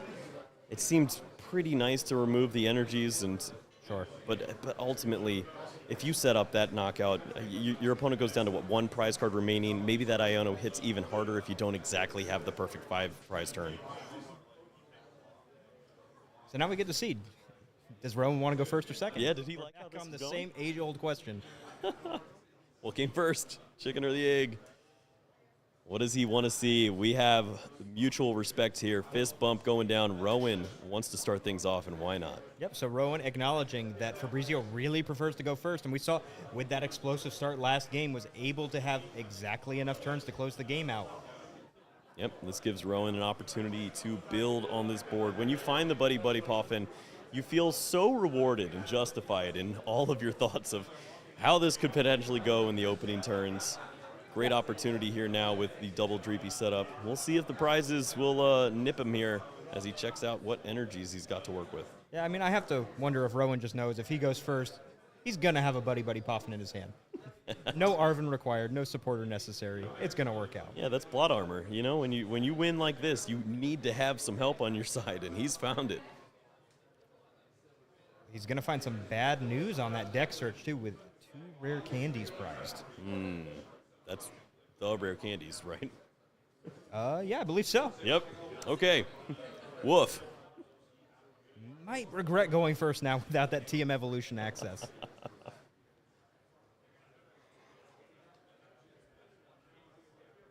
Still wants to know the information, give himself that best chance. We are playing best of 360. Gives you a little less time to work with than they're typically used to in these finals, but we've seen both players moving quickly. I think we still have a great chance to close this one out with prizes. Yeah, it's a high power, explosive matchup. Big 2 prize knockouts flying back and forth.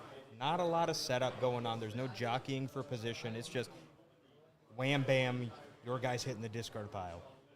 That's some quality Pokemon. We've been seeing a lot of that recently. It's just taken a little bit of a backseat with the Badoo Wars, and now with the 400 hit point Garchomps hanging around. But this is definitely one of those matchups where you will see knockouts flying left and right, unless Rowan does decide to sneak in those cute little prize card exchanges where you set up the 4 prize turns. Yep.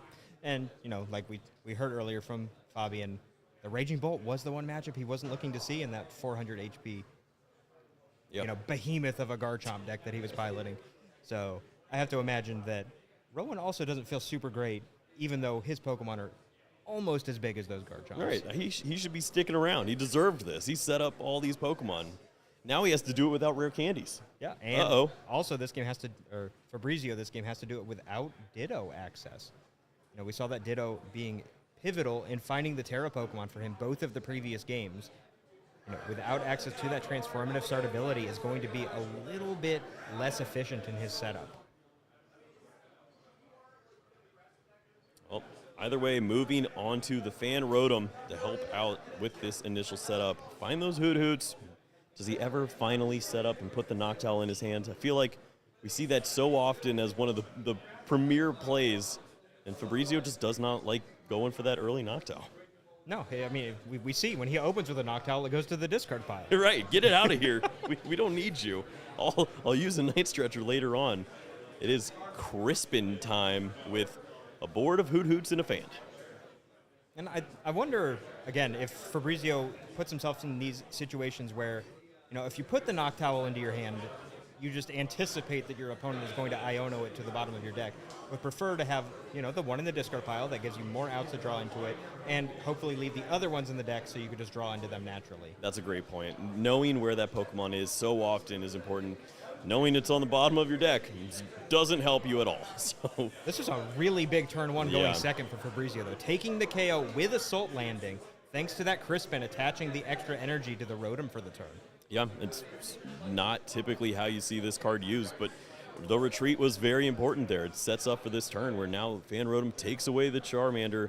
We knew the rare candy wasn't there, but avoiding that early Charizard has to give Fabrizio a little peace of mind, but he is walking into potential issues here with a sighting of a pink card. Yeah, I think we've seen this one before. It works really well. This is a scary spot to be. Technical Machine Evolution played down. Maybe a Buddy Poff in here would make that feel a little better, but I don't think we're exactly searching out Dragapult here. No, unlikely. But, the Fire Energy is on the Dracloak now. We did lose a Luminous Energy attached to that Charmander, but seeing 5 cards off the Unfair Stamp, plus the Recon Directives, hopefully finding some basics to evolve here. We also know this is a list. Rowan features 4 of those Luminous Energy. Thankful enough to find another one here in the hand, so potential to transition into that Dragapult on the following turn. Can he find Buddy Poffin? I feel like that's the one piece you're missing.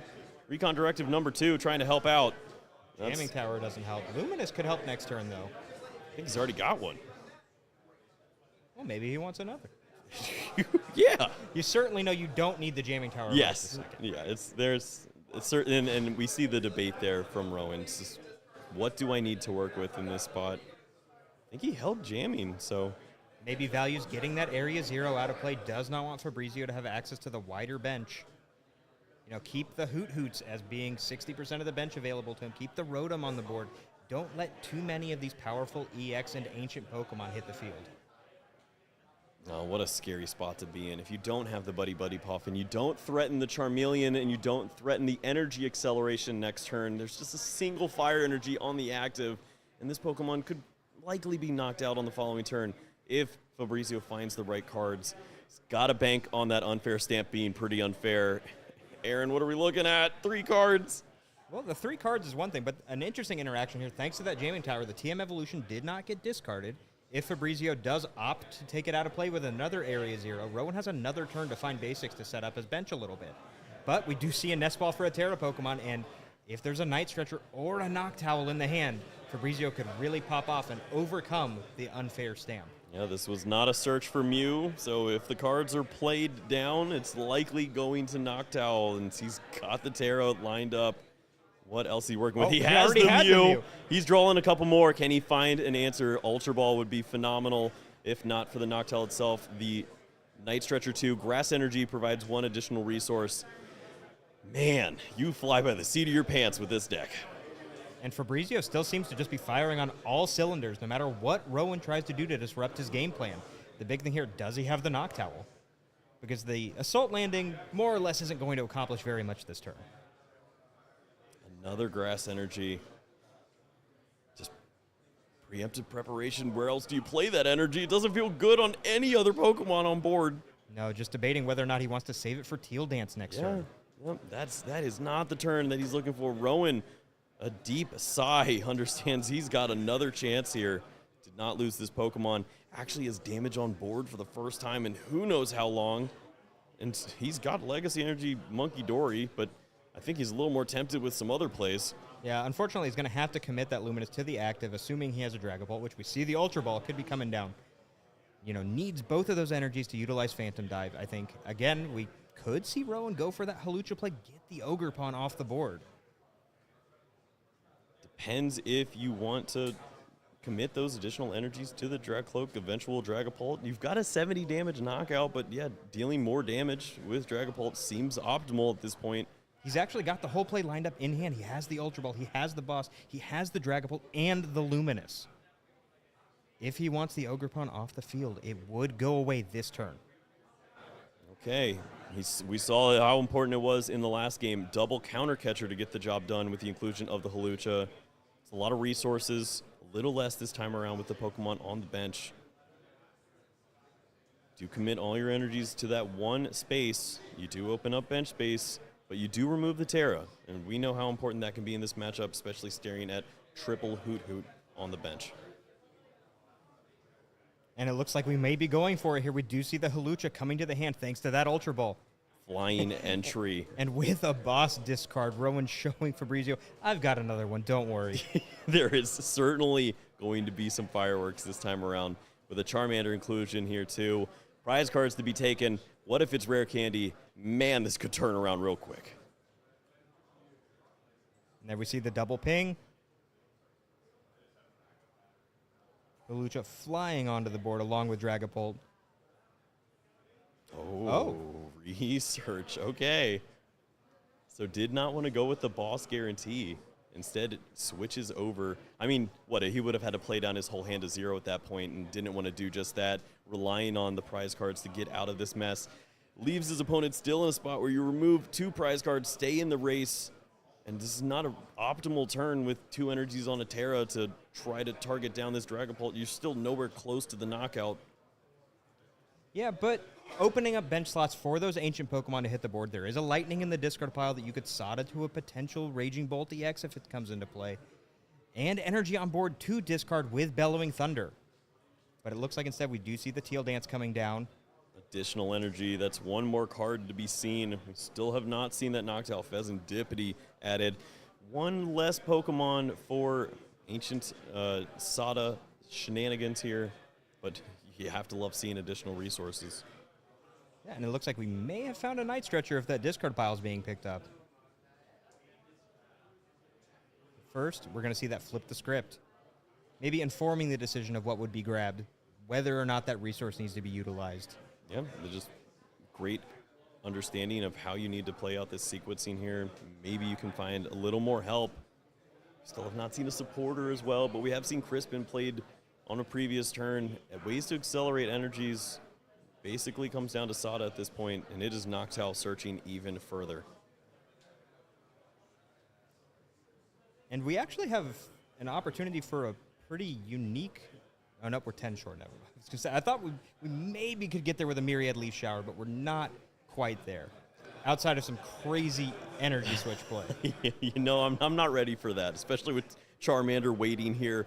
Potential rare candy found. Who knows what could be waiting on the other side of that Leaf Shower. And Rowan having access to so many cards thanks to his conservative play, using the research instead of the boss. Huge crowd here, 6 minutes remaining. We are in Game 3 of the Masters Cup. Fabrizio looking to take some additional prize cards. Down one prize here, but looking to take a big KO where all the energies remain. Professor Sada's Vitality. You have to think the other cards nest ball into Raging Bolt. It looks like we're getting that stadium, but maybe already has the nest ball in hand. You have to wonder, how much do you think the time is factoring into these decisions now? I mean, our players should, have enough time to likely close this game out. Right. But is there a chance that any of these plays could be preemptive or rushed by a turn, trying to gain that prize lead? I mean, these are all the things you need to think about. You're playing against the clock. You're playing against your opponent. You're trying to play against potential draws so often if you're Rowan. And for Fabrizio, you just have to keep on trucking. He's finding the resources, the energy for the Raging Bolt. So you have the Lightning to go along with this. And we had the Lightning in the discard pile. Should still have some available in the deck, and there it is from the hand. What a turn. Everything coming together now. Raging Bolt to the active. And we are not going to see this Dragapult any longer. Gets to also hold on to an energy. And what do you think about this grass energy? I think the grass energy is a great keep here. You force a Gust out of Rowan if he wants to remove the energy from the board. It gets the Ogerpon one energy closer to being able to Myriad Leaf Shower a Charizard if it were to come into play. And often, you expect your Raging Bolt to get KO'd here, coming back into your turn. Exactly. This lines up so well. If you see the Charizard, you have the answer ready to go. For Rowan, this is a slower turn, setting up those Dreepies, trying to continue some draws for future turns, but he needs to also find an answer now if he wants to stay in the prize race, you'd think. 4 prizes remaining, 4 minutes left. I think the one concern actually from Fabrizio was not utilizing that Area 0 underdepths, leaving the Jamming Tower in play, leaving himself board locked so that he can't put a second Ancient Pokemon to play, maybe a backup Raging Bolt, a backup Ogerpon, just more resources available to the board, but instead opting to just hold the card in the hand where it could potentially be Iono to the bottom of the deck. Yeah, and maybe that's considerations for your opponent. Maybe going in a different route, going for boss's orders, but we've seen that card discarded. There's, one more to work with at this stage of the game. It's likely Iono anyways. We're seeing this card thrown away. It has to be also remaining in the hand here, and we do see that as well. 3 energies down to the board from Charizard. Things are moving. And we saw, people have discounted Charizard, counted it out, thought it was out of the format, and Rowan showing that it still has a place in the finals of the Masters Cup. It's been such a great Pokemon. This is the tricky spot. Pheasantipity. I mean, your opponent's on 3 prize cards, so feels a little safe. You have a main threat in that Charizard. You might as well stick those hit points down, too. Yeah, and Rowan has the backup attacker partially prepped on the bench with the Dracolic with the fire energy. A few Luminous in the discard pile already, but has a copy that we're going to go ahead and slap down. Yeah, he was worried about that. He's going to hold it for a second and take some additional considerations, but I think it makes the most sense. If he knows the other rare candy is in the prize cards, playing it down on a Dreepy doesn't feel great. You're playing into finding, a 1 in 3, 4 in that point. Right. And if your Dracloak gets knocked out, you still have Charizard. It's the best of both worlds. Yeah. I mean, this Pokemon knocks out everything on the other side of the board from Fabrizio at this point. Yep. It's a great spot to switch into this Pokemon. We're just looking at that Teal Mask Ogerpon, and it's a juicy target with that extra damage counter on it. A lot working in Rowan's favor here.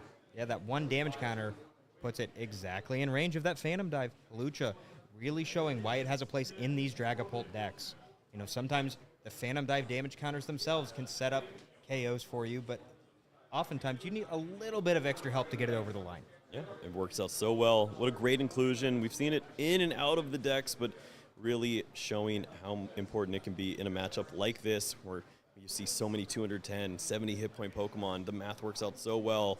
Speaking of that, walk right into Burning Darkness for a knockout on the Raging Bolt.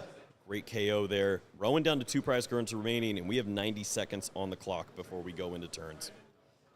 And if you're Fabrizio here, you've got the Ogerpon discounted. The Mew is just as vulnerable as the Ogerpon at this point. You need some way to KO this Charizard. You don't care how it gets done. And you just have to hope that Rowan does not have access to a Dragapult on the following turn. Well, maybe what you talked about last turn is coming to fruition here. Jamming Tower was not countered, and this is the 5th bench spot with the Nest Ball right now. Sure, there's some draw there with the Mew restart. If you can get your hand to that point, Pheasantipity can continue to draw as well. Maybe finding that resource to work in that big knockout away from a Teal Mask Ogerpon, at this one at least, is going to be difficult. Well, and the important thing, Rowan actually didn't utilize Iono last turn. Opted to keep the cards in his large hand. So Fabrizio still has the full hand he went into Rowan's turn as an access point for himself. Rowan likely holding onto the cards to put that Dragapult into play, did not want to get rid of them. So we'll see the pickup here of the energy. Maybe we could see something like a Judge. This could be the turn where Fabrizio could disrupt Rowan and hopefully keep that Dragapult out of play. Yeah, Judge in combination with Energy Switch would have to be one of the best plays here. You move that energy from the Teal Mask Ogerpon over, remove that really pesky damage counter that you're dealing with right now, and just have a little bit more reliability in the 210 hit points. If the cards are there and you can disrupt the hand, that would be quite a play. You don't see that very often from a Raging Bolt player. And we have seen time called. We've acknowledged here that Fabrizio is going to be turn 0, I believe. And you have to imagine here the Ultra Ball's grabbing a Noctowl. We're going to dual seek some cards. And that hand disruption energy switch looks pretty juicy, if you ask me. That's all I'm seeing right now. It seems to be the line. If you can take this Charizard out, leave your opponent on 4 cards, they draw to that 5th. But I mean, there's a Pheasantipity, there's a Drag Cloak, there's Recon Directive that can get a little further too. But if you're Fabrizio, you kind of just have to hope that he doesn't have it, right? Yep. You do what you can, put yourself in the best possible situation, and then we see the energy switch hit the table. Does he have the hand disruption supporter? Plenty of cards in the hand for Rowan. He wants to check the counts and see what's happening here. It's that energy switch. Does he have the Judge in hand? That is the question. These next 4 turns max decide who's going to win this game, and likely if Fabrizio does not stop Rowan, Rowan will win on his next turn. How much thinning did Rowan do to get to this point? We saw him burning through the deck like a madman in every game so far. This one, not as much as he'd like to with the Recon Directives. And here is the play. It's Iono. Even better than the Judge. The cards that Rowan wanted to keep in the hand, now on the bottom of the deck. We do not see that included in many lists. That is a shocker to see. Iono comes down. 2 cards for Rowan, even less to work with. Yes, he has built a little bit of a barrier. He has that Pheasantipity and that Recon Directive. But he has to find the right cards at the right time. Yep, I mean, notably does have access to Dreepies that can be further evolved to get him further over the line. With the Jamming Tower out of play, has the option to push Pheasantipity up as a free retreat pivot, but knows that at the end of the day, he needs Counter Catcher and Dragapult to win this game. Okay, well, a chance to thin the deck if you want. It depends what cards you saw from the Iono, but as you mentioned, a lot of those cards that were shuffled to the bottom were pretty solid. You might want to see those. Takes a look at, the top 4, and they were actually pretty great. Yeah, Night Stretcher for the Dragapult. I think if he Pheasantipity, he just would have won right there. But that's the risk you have to take. Yeah, I mean, exactly. The only cards that Rowan had the full knowledge of were the ones that went to the bottom. Yeah. That's just sometimes we're still thinning a card out of the deck here. We get other cards that we would like to draw back towards the top as well. Big 3 cards from Pheasantipity. Those the Ultra Ball are not exactly it just yet. Looking for a little more help, finds the boss's orders, and he has the Ultra Ball in hand. He can search out the Dragapult and target down that Teal Mask Ogerpon. Wants to make sure he plays it all out right, but I think he's got it. It's all there. There we go. Rowan Stavina will be your Masters Cup champion. Congratulations, Rowan Stavino. A fantastic spot there. And wow, I mean, unbelievable play from Fabrizio. He lined that up perfectly, potentially setting up a game-winning play there at the tail end. Came all the way down to just that final recon directive. And the very last card we see in the window is the boss. And Rowan demonstrating he had several other outs. Arven for counter catcher is still available. Had another boss in the deck. And multiple Draclopes that could also be found to look further into the deck. Yeah, it just goes to show what in the mind happens for these top players. He's considering every possible way to close a game out there. Every time that you thin through the deck, every time that you take one additional resource out of the pool, it just increases those chances just ever so slightly, and that's why he continues to find these moments. Yeah, and Rowan masterfully putting on a class in the importance of deck thinning, resource utilization, recognizing a lot of players would snap play the Iono on the previous turn and put Fabrizio on as few resources as possible, but not Rowan. Rowan instead makes the decision, holds onto the cards, gets the cards on the bottom of the deck, which could have hurt him, but was able to play out of it anyway. And here we have the man himself coming to join us on the couch. Mr. Rowan, my goodness. Welcome back. Thank you. We kept it warm for you. How you feeling? I'm feeling great. A lot of great sets today. Hyped to win, and also hyped to get some great practice for NAIC.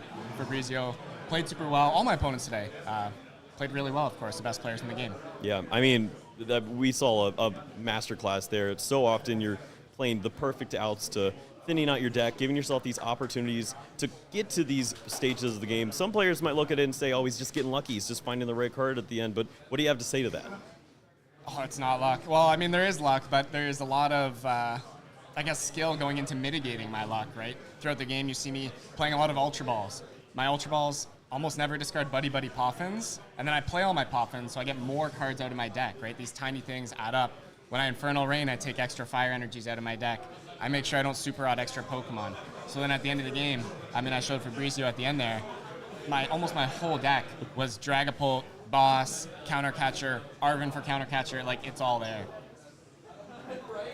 Really cool to watch, man. I mean, every time we see that, how often do we have a turn 5 Buddy Buddy Poffin into multiple Dreepy, and it just ends up being exactly what you need because it finds all the right tools, but it works so well. With the win here, are you considering this deck now for the main event? I mean, I already was. Okay. I'll actually give a shout out to Jackson Ford. He actually made this deck. For those of you who might be interested in the deck, he actually has a guide out on Metafy. So if you guys are interested in learning this Pult Charizard deck, he did a great job laying everything out for me. That's actually how I learned to play this deck, because I watched his guide. So, so that worked out nicely for me. He might have the most expensive Charizard deck I've ever seen. Oh my gosh, He no, flexes. he's crazy. He's got the Altar Zards, the gold Ultra Balls, like the old Plasma Freeze ones, not just like the new ones. He's got everything, man. He's got the really Prismatic Evolutions Dragon Balls too, Yup, doesn't he? yup. I think it's max. I don't think that he's missing anything. I don't know what his energies are, but I'm sure they're awesome. I imagine they're Call of Legends, They probably are. The classic, right?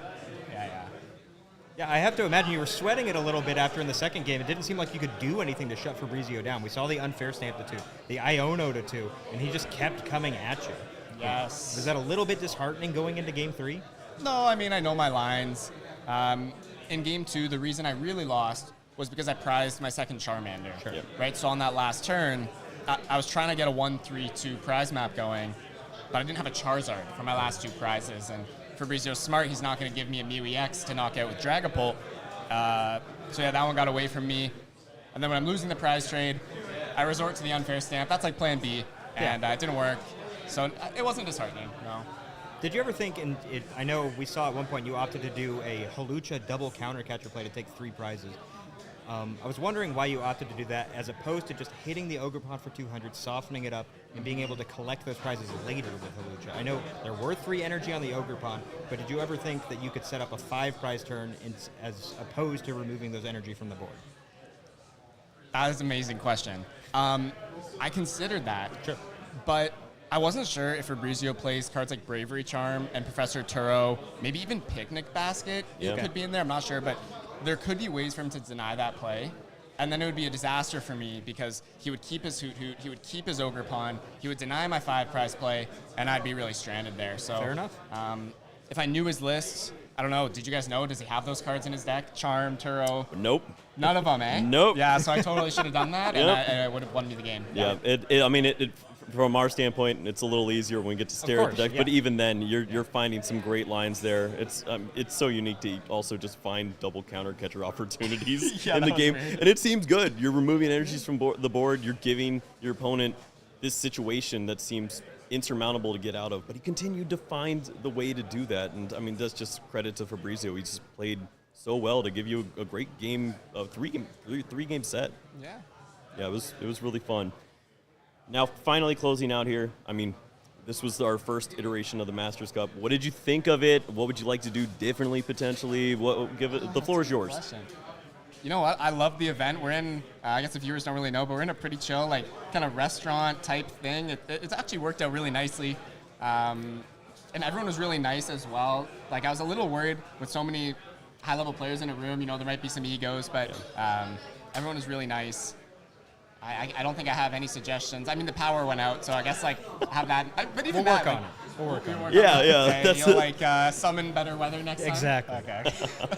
No, it was great.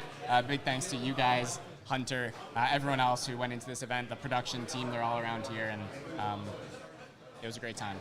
Yeah, no, this was a ton of fun. We're really excited to potentially have this going on in the future. Yeah. What a great success we had here at the Masters Cup.